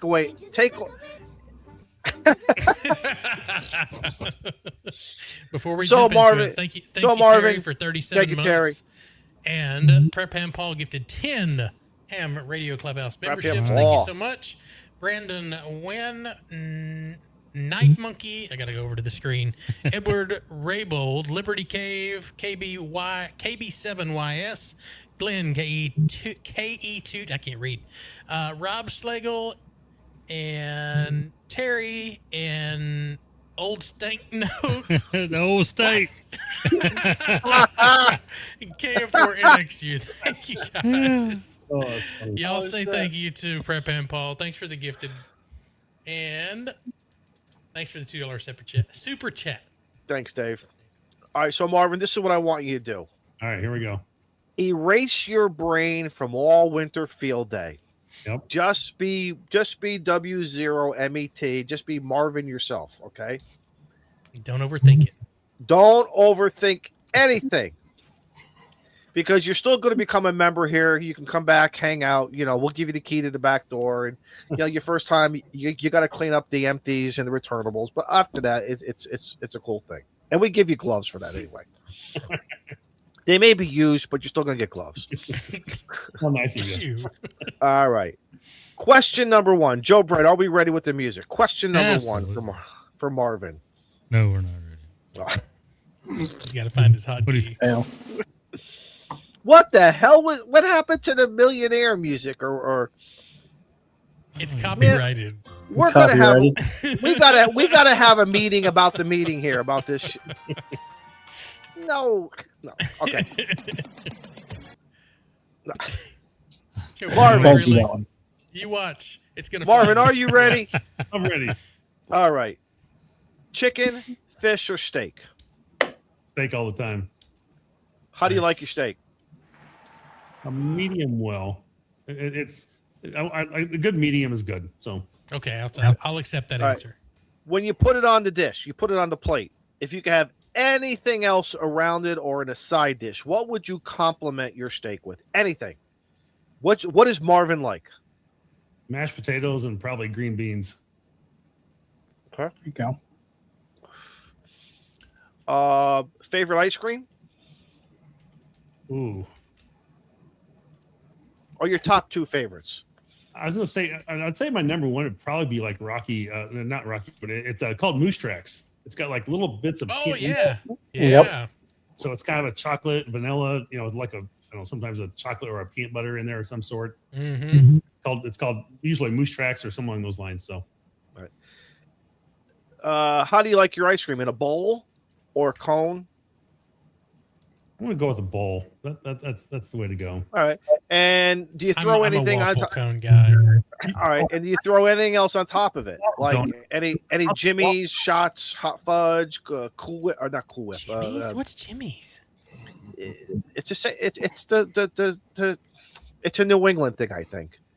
If I can get a Apparently. waffle cone, I'll take a waffle cone. But if not, I'll do a bowl. And I don't All really right. put any toppings on my ice cream. I want the ice cream because it's good. You want to mess up that ice cream? It's like putting sauce on a steak. You don't do Yes, exactly. I get it. I get it. So no M&Ms or crushed walnuts or anything. You don't throw it on. Favorite candy? Snickers. Okay. No Reese's for you, huh? No Reese's peanut butter cups. I will. Well, Reese's was top of the list. It's pretty up there too. So, but if I go to the store and I'm traveling or something, I want to get something. I'll 9 times out of 10 probably grab a Snickers. Look at Excellent. that stranger. Yep. Okay, you said Snickers. What's up, Adam? A frozen Snicker bar or a regular Snicker bar? Interesting. How do you eat a frozen Snicker bar? Oh, they're good. Very carefully. They're good. I mean, I've seen the ice cream Snicker bars, but like a regular Snicker bar that's Yeah. frozen? But then you take it out and you just let it sit for a few You have minutes, to and then suck you. on it for an hour before it thaws out. Well, I'll just keep my mouth shut on that one. So Then people are looking at you funny because why are you sucking on a Snickers? yeah, I take it regular. I'll call it. All right, you take it regular. No, I'm saying you walk into the gas station and you see the Snickers, but you know. I'll take it wet or dry. I don't care. Yeah, I'll take it just off the shelf. All right. What's your favorite snack, Marvin? Favorite snack. Just say barbecue potato chips. Well, see, don't give it away. Let the man think. Now you. So there is a. It's only in Michigan that I found these, but it is kind of a cherry barbecue chip, and they're very, very good. And they Oh, a have cherry barbecue. It is kind of a cherry barbecue chip, and I don't know the name of them right off the top of my head, but yeah, I can only find them when I go to Michigan. That's the only place I've ever gotten them. So, but they're very good. Interesting. All right. Yes. And your final question: what's your favorite band? Favorite band. Don't overthink it. No, I'm not really overthinking that one.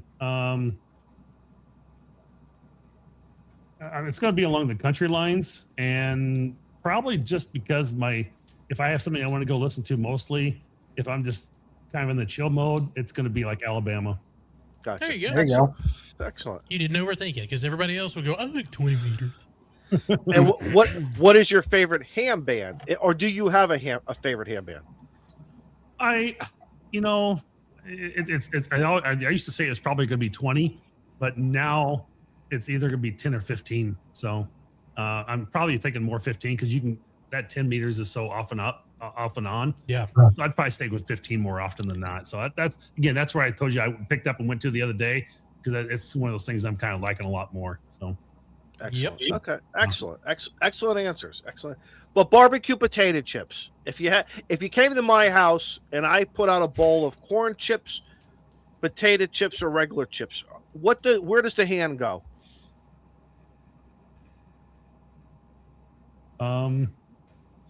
If you want to be my friend, and come over, first of all, there's really only going to be 2 bowls, not 3 bowls. Right. Exactly. No, but for guests, we do. Probably just go to the regular barbecue chips. But it's called. Oh man! See, more people than not like barbecue potato chips. He can't stand it. It's called Great Lakes Potato Chip Company, and they're Michigan cherry barbecue potato chips. Great Lakes is the brand name.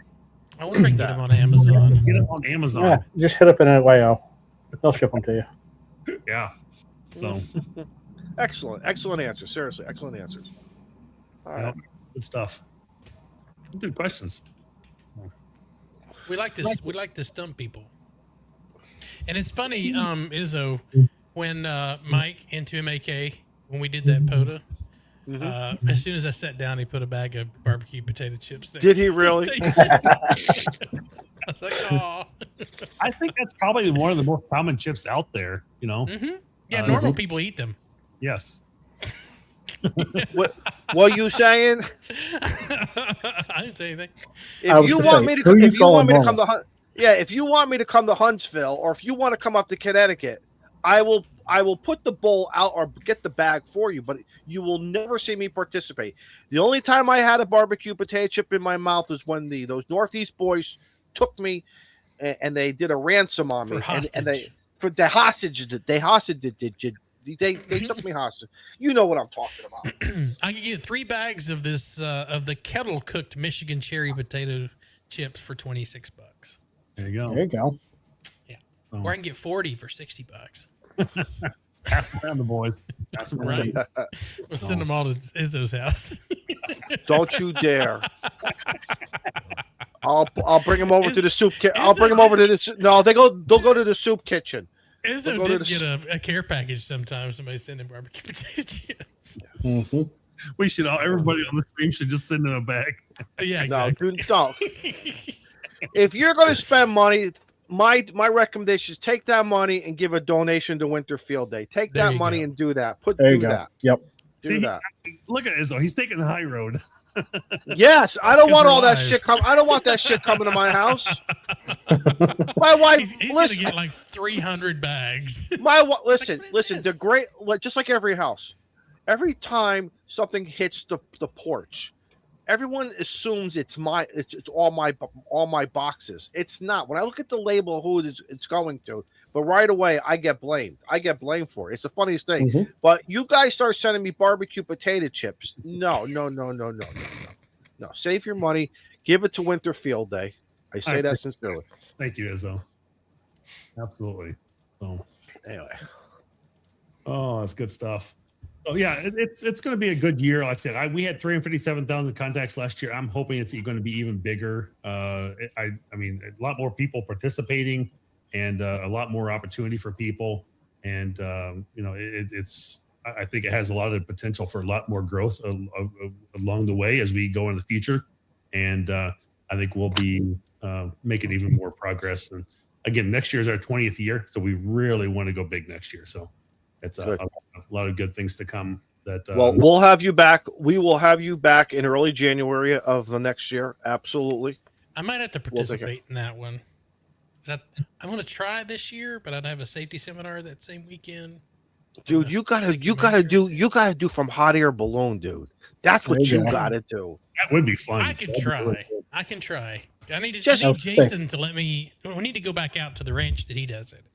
Yeah, just do a tether line for crying out loud, man. Oh, absolutely. Yeah, I'm not going to free fly. Absolutely. No, tie the line. We'd make about 3 contacts and stuff. Oh, gotta go.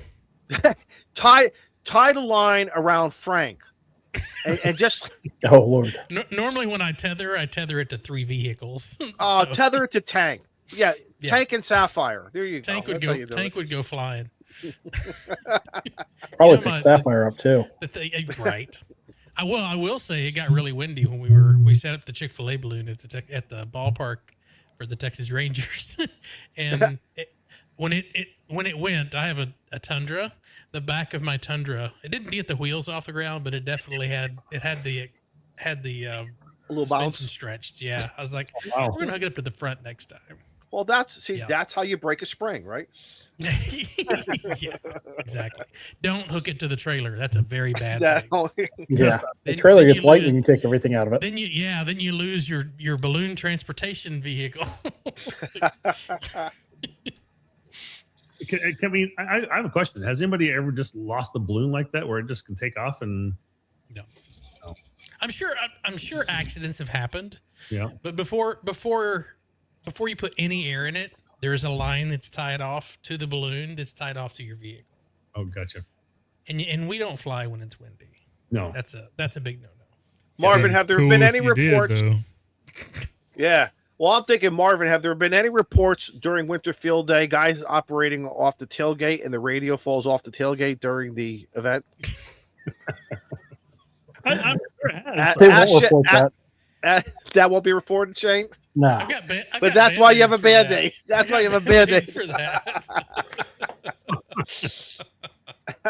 Yeah, that's one of those things that I'm sure there's lots of accidents and shit that happens along Winter Field Day, but we don't Stuff usually hear happens. stories. Exactly, it happens. That's why you got insurance. And, They don't brag about it. That's what it. Right. That's Yeah, what they that's- don't brag about. That's why you carry a first aid kit with you. That's right.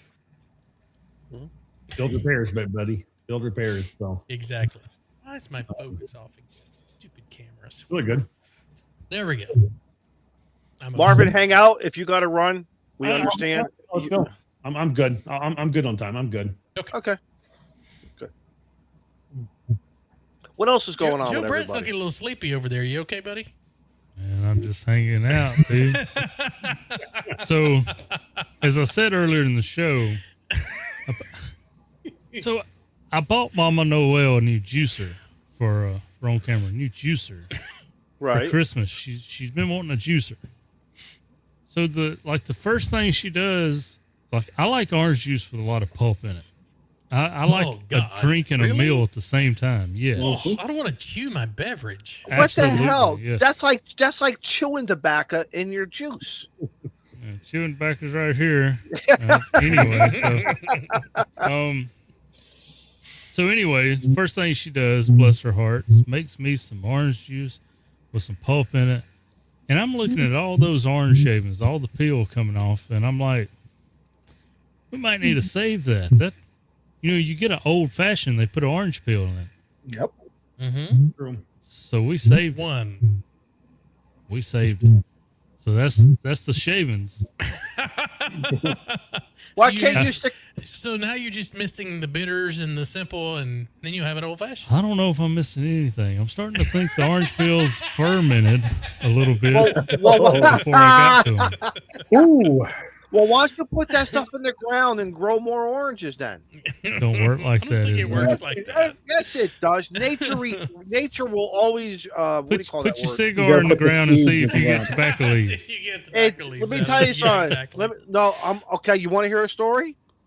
Do we have a Yeah, choice? absolutely. Story time. Absolutely. Yes. In the summertime, my cigar, because I take the bands off when I get to a certain, down. I rebury. I bury this. Like I give it back. I because it came from the ground. Now it's going to go back. It's not in the same So you country. compost obviously. it. Yeah, kind of. And I think I have Okay. a cigar tree growing out back there. Don't know. I doubt it. I doubt. It gets really cold where you're at. But T- it tobacco regrow. But leaves don't like really cold. Actually, no.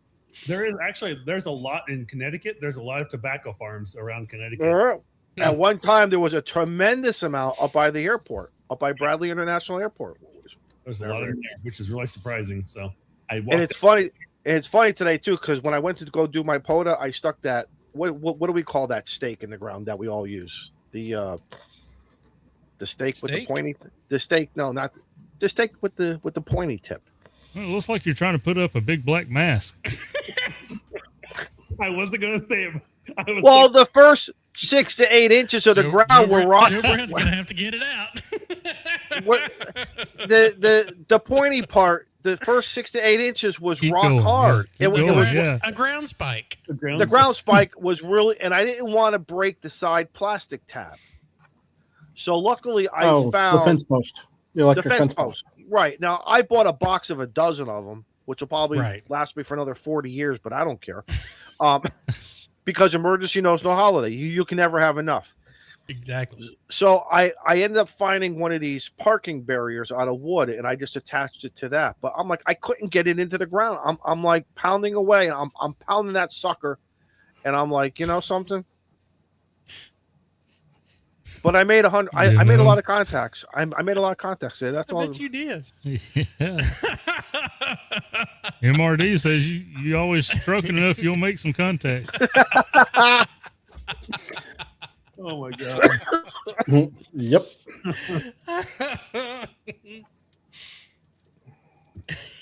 Goodness.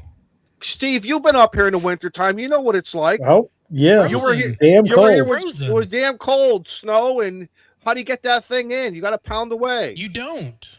You don't. No, You got to find all. You drive Yeah. over the mast mount. Yeah. You drive And then over you the leave it mast. at the park. put it up. You put the mast, the thing that holds the tire holds it up. You don't have to Right. put it in the ground spike. And then remember, Steve, we drove away, and then the guy found it and for me, and he gave it back. That was That's a good right. park. That was a good park ranger. I We think knew I who it owe. belonged to. I think I owe him a couple Reese's peanut butter cups for that one. Or a beer. A beer, Yeah. beer.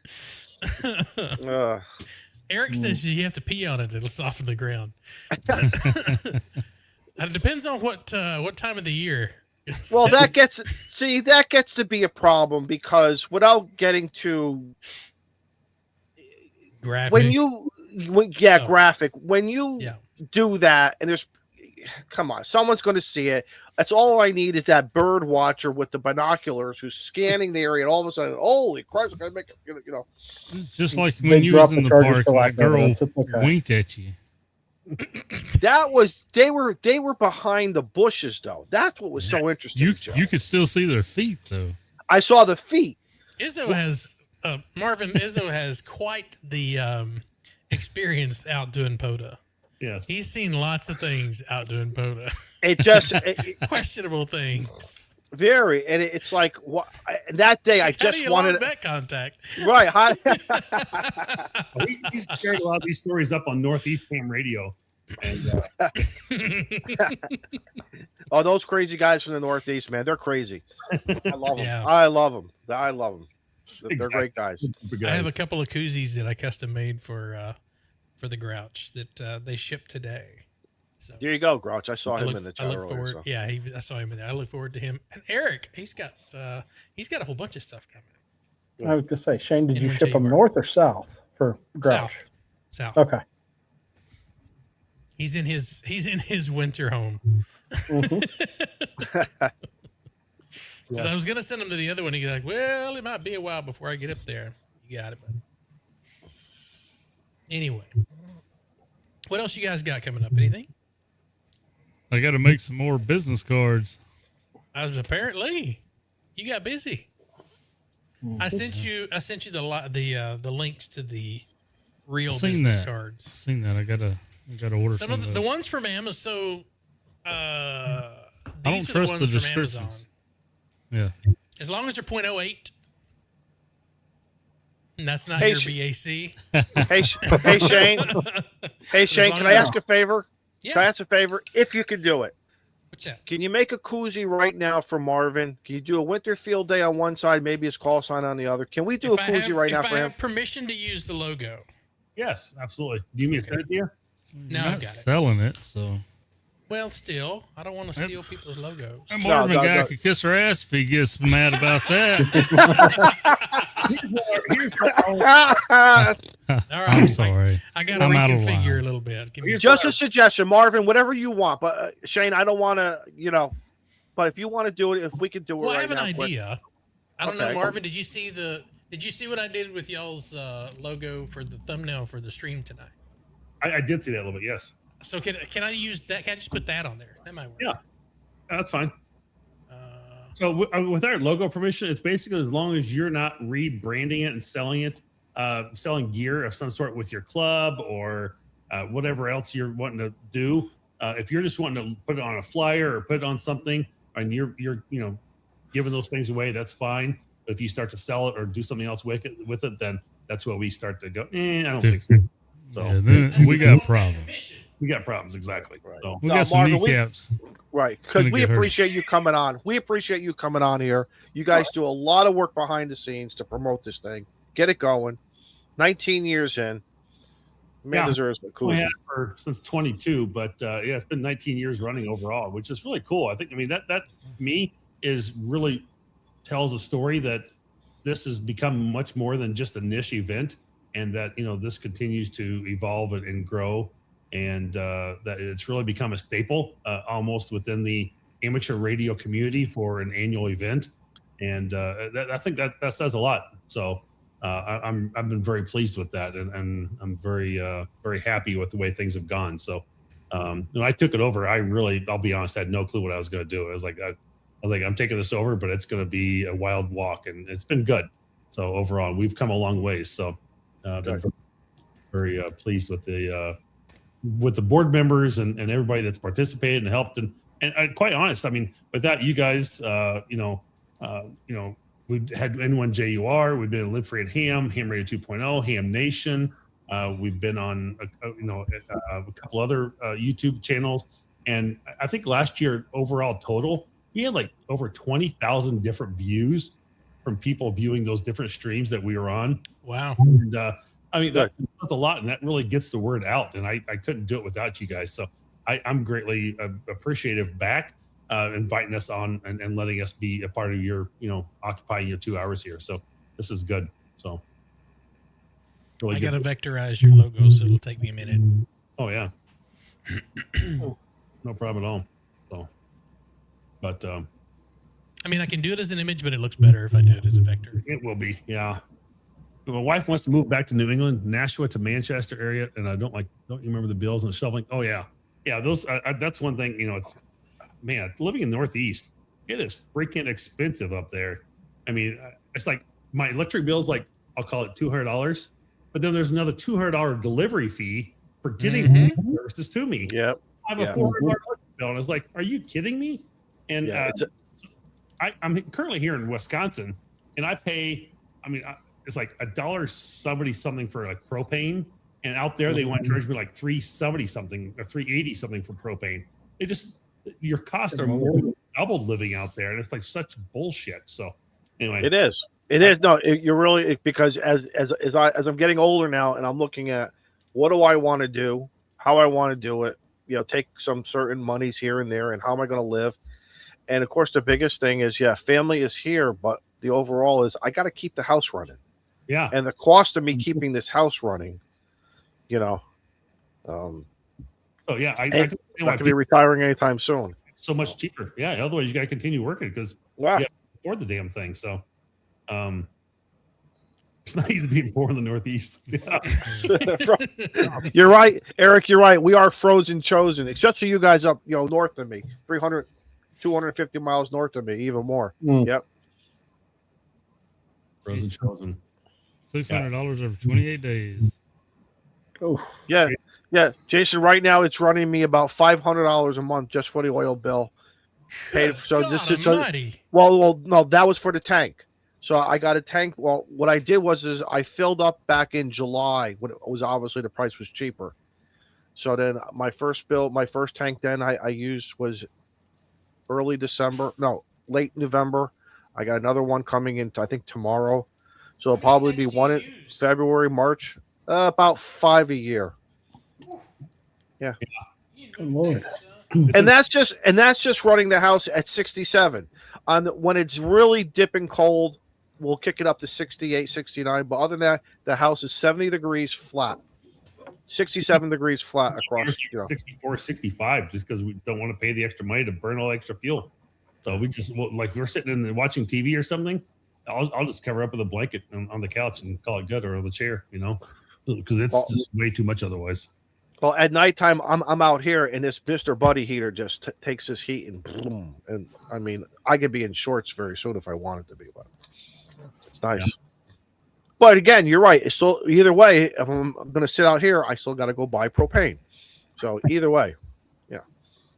Yeah, Mike says 6 to 7, and the other guy says I was pissed with a $150 gas bill. And it's like, Yeah, no kidding. Yeah. His coal. Dale Fargus, where are you at still uses coal? That's what I'm wondering. Man. Del Fargus, you got to get on the Clubhouse. You got to answer that email and get on this Clubhouse, my friend.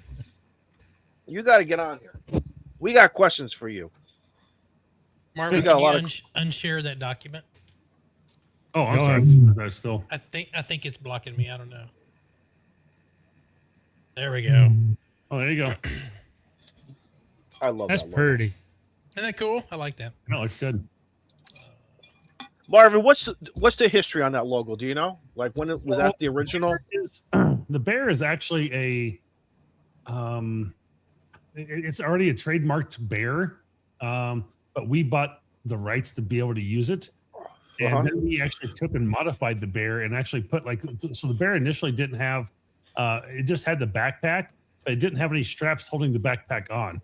So we actually went and modified it to actually hold the backpack on, and then it was like, I don't know, it's one of the skis or something, maybe one of the ski poles was kind of messed up of some sort, and so we went and fixed that and modified a few things. And I know what it was. It wasn't the ski poles. It was his ear muffin, and the microphone was off, and so we modified that to make sure it looked more correct.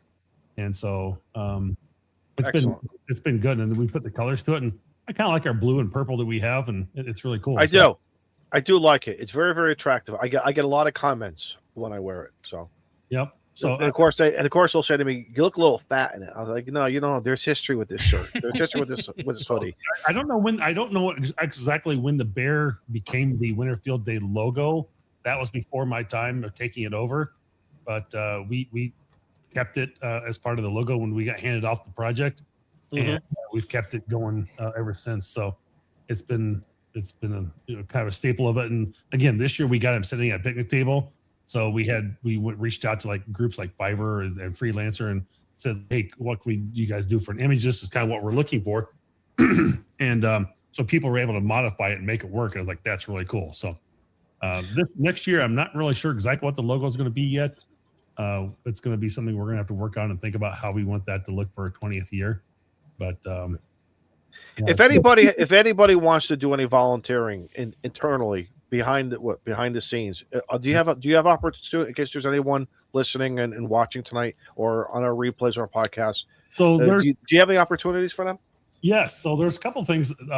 You can reach out to us at wfda@winterfieldday.com. So it's just a Winterfield Day Association in short. But, we're always looking for somebody that could help do some development. Developers are really tough to do our back end or our parsing and our scoring and doing some of that. And I actually kind of really want to revamp the website too.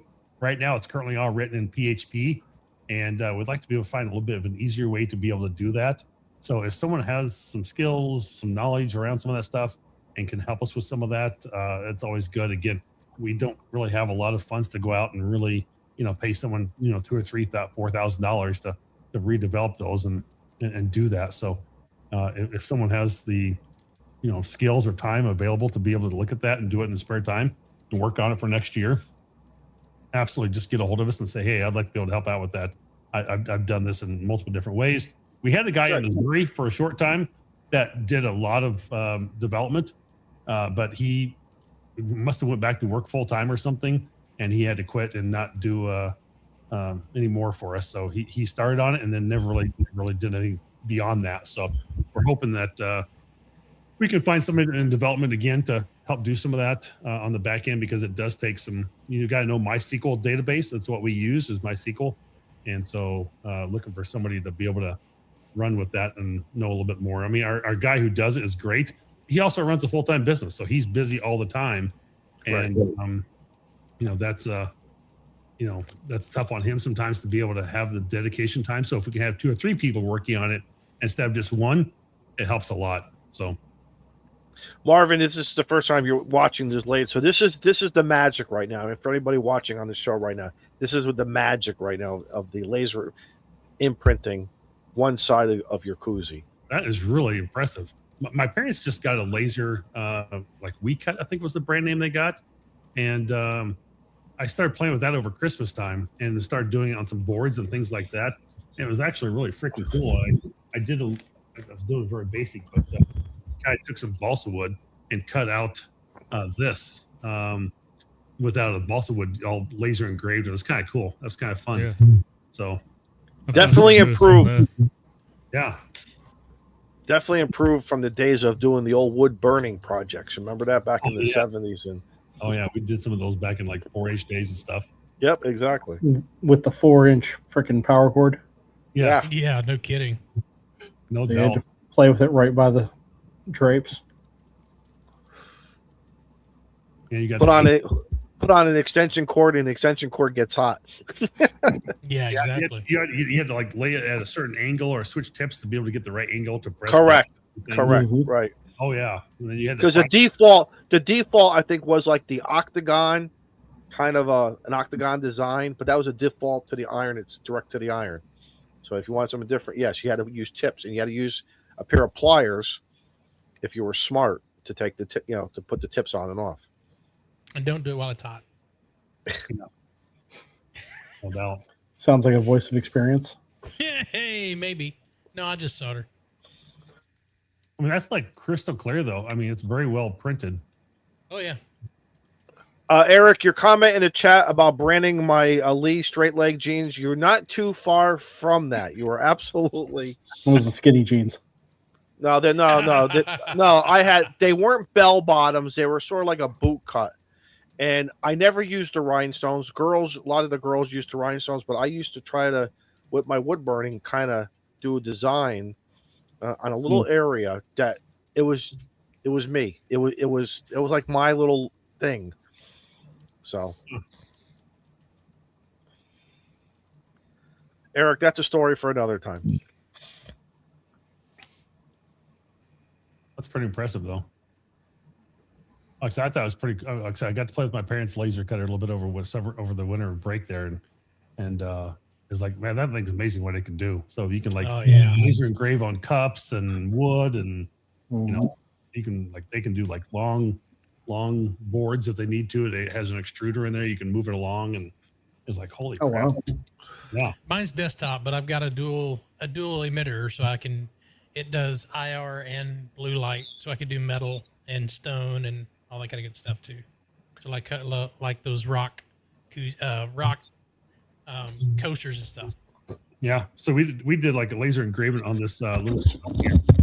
We got a logo. Yeah, there you go. Yep. Yeah.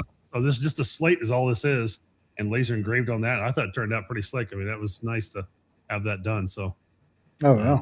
yeah, You know what's great about the slate is if you screw up or don't like it, you just sand it down a little bit. exactly. Good. That's what you have. Excellent, Joe Brett. Excellent. So, yeah, my brother W4OPS Mike, he's actually ordered a bunch of stuff because he's got his store ham stuff online. So he thought, man, I could laser engrave a bunch of shit and throw stuff on there. So he'll be doing things like the Puggle logo and stuff on those slate ones for coasters. So that's pretty cool. Yeah, cool stuff. So yeah, those machines are just, I mean, 3D printers and laser machines, like they're so cool. What you can do with them nowadays, it's impressive. Who would have thought we would be incorporating that stuff into ham radio, right? Who would have thought that? You know, Who would We have have thunk it? who would have thunk it? Yep. we have a set of the wine glasses, the real thin glass, Yes. tall, skinny wine glasses, whatever.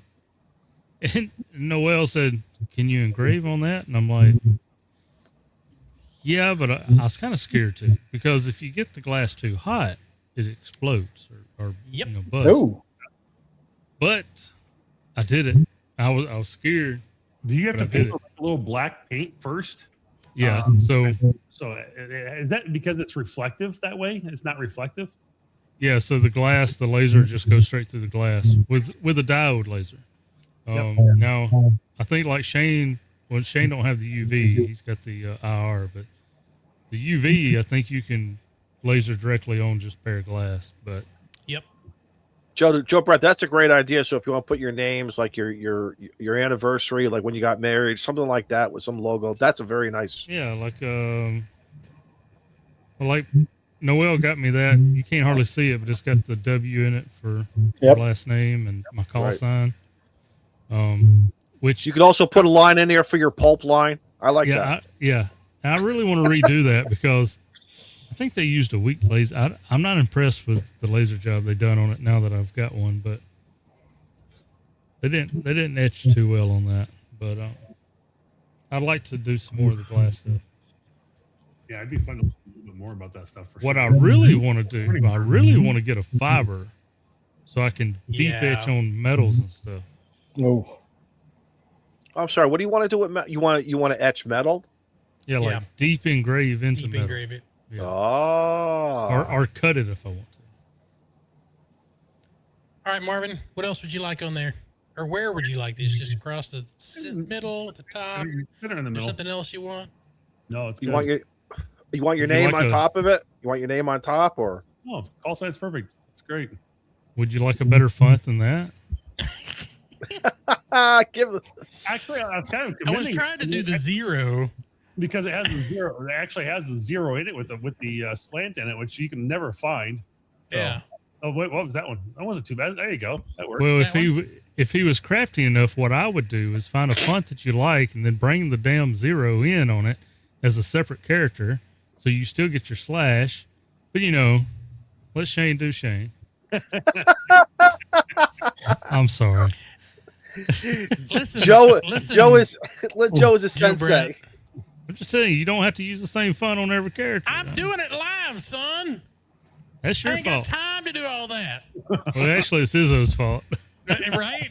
Yeah, he's the one started it. Okay. Marvin, I'll let you pick. Which font would you like? Let's put that one you had just there. Now I got to remember what I had. There we that go. one. That looks pretty good. That's a good zero slash. So Yeah. Even when I handwrite my zeros, I put a slash in it, and people are always like, "What the hell's that?" I'm like, "It's a Yeah, I zero." always do it. You're absolutely right, Joe. I still do it to this day. Mhm. that way Still you do it to this day.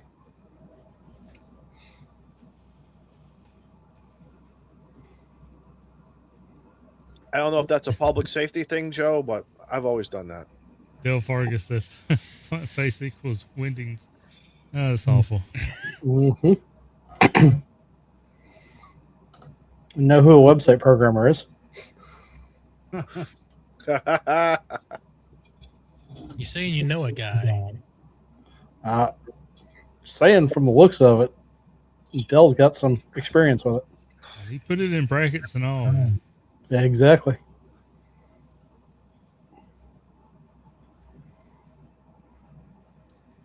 Doc says, "Does anybody slash the number 7?" I have been known to do that before. Yes. Mm-hmm. Not usually. I did it through middle school and part of high school, and I was ridiculed, saying you're not from France. Is what I was being told by. Like, what do you mean? But anyway, Okay. I don't know, maybe. But I don't hang around with those people anymore. So Yeah, I used to slash a 7. I haven't done that for years now. I don't know why I stopped doing it at some point, but yeah, not totally weird.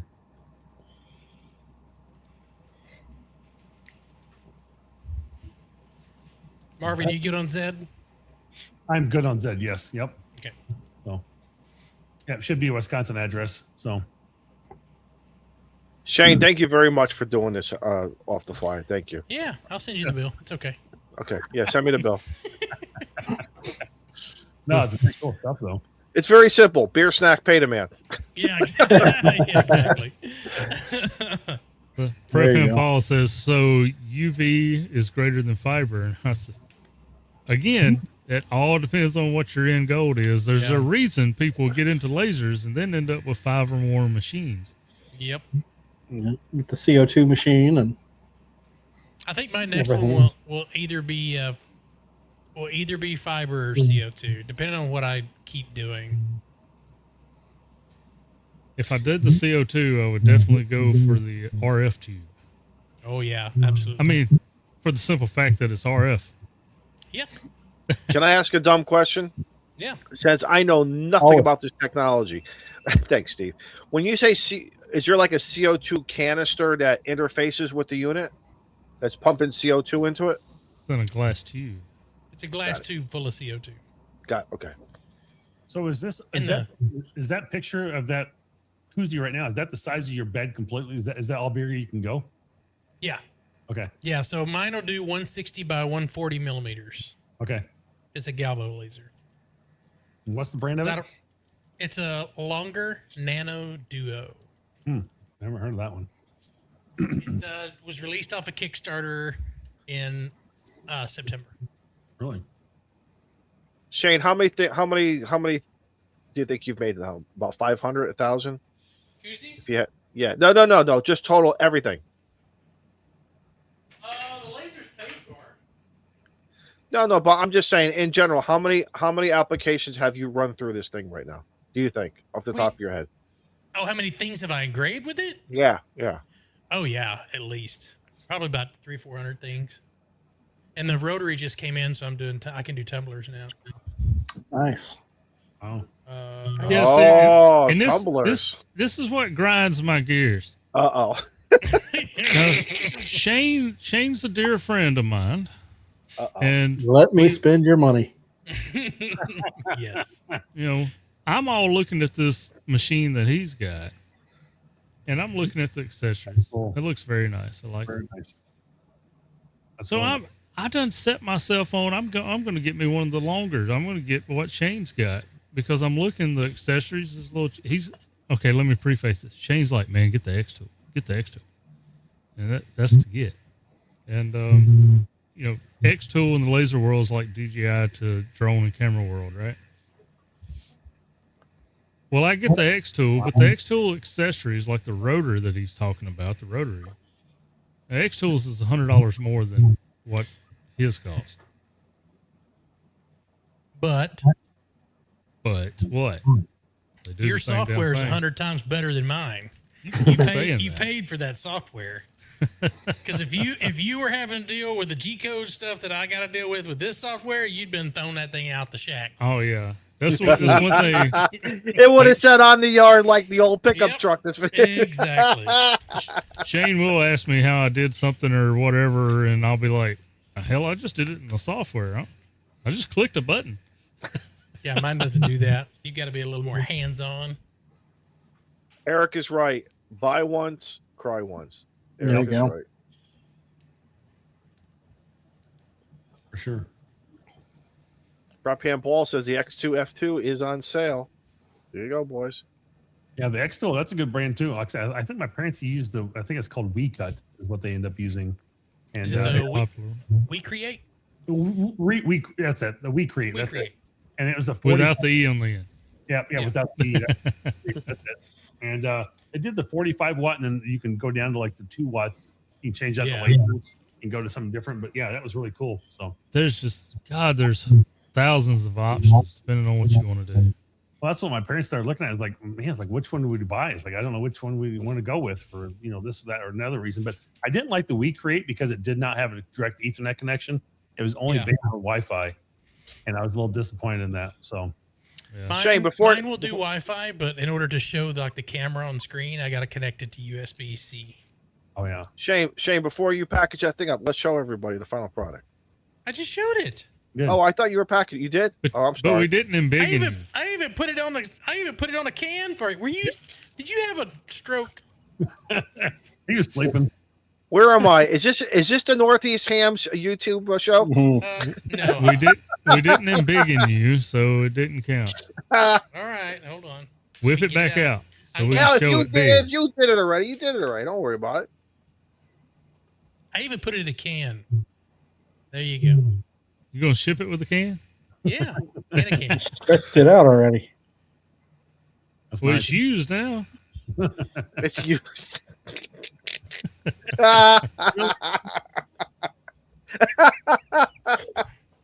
Now that was a snowball. That was a snowball. Marvin, I like that. Marvin, and in case something happens and you drop a radio or something, I'm going to include a K5 QBF approved radio Band-Aid. Band-Aid.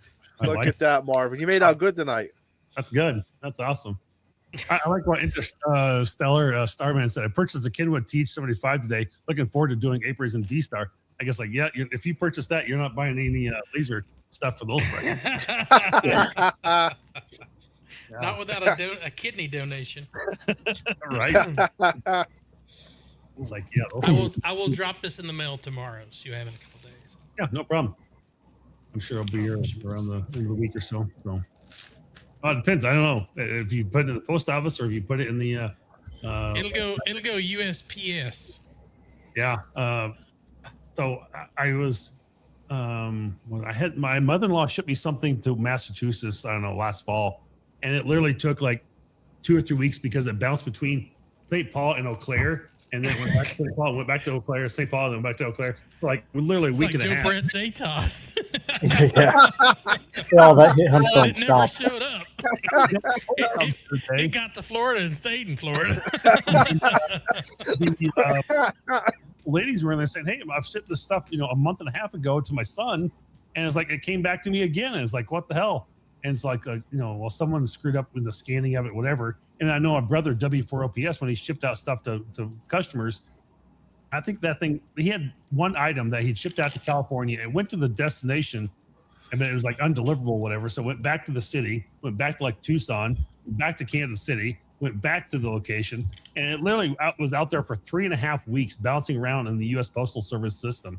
Oh, They're I will so say it terrible. did take a week. I think 2 weeks. I think it took for me to get a package up to Canada. Yeah. So it's like I think the Pony, Express would have been faster. Yeah, exactly. It's like this is ridiculous. How's it let bounce it around? be an amateur radio balloon. Yeah, a Pico balloon. Did your ATOS get bounced around, Joe, or what? Oh, I think it got dropped under a conveyor or on somebody else's truck. According to the tracking, it didn't make it out of Alabama where it originated. So Yeah, there is a Wisconsin address on your QRZ. Is that correct? You're all good with that one. Okay. So it's solid. Well, I guess we're over time, guys, by about 15 minutes. All I'm going to do is package this thing up and ship it out. So if I y'all was wanna only going to say- stay an hour. if y'all were, I know, right? That's how it happens. You get in, you start having fun. Absolutely. It's all But y'all got anything else? If not, I'll hit the button. We'll say goodnight. You're not going to show the koozie the way how you lasered it? I love you. I love you, brother. Look at that face. He wants to bitch slap me into Wednesday. Don't make me throw this Baofeng at you. Long as it's not a detox, I don't care. Yeah, exactly. Yeah. We can All right, arrange well, that. Thanks for joining us, everybody. We appreciate you, Marvin. Thanks for coming on. We'll look forward to having you on again. Anytime you'd like to come on and talk about anything you want, just let us know. We'll have you in. And looking forward to Winter Field Day, as always. Anybody else got anything? Nope. January 24th, right. January 25th. Put it on your There you go. calendars. Yep. Don't All forget. right, 73. Donate. If you want a metal Don't collar, forget. holla at you. Donate. Exactly. Donate. Bye, everybody. Good night. Bye. Bye.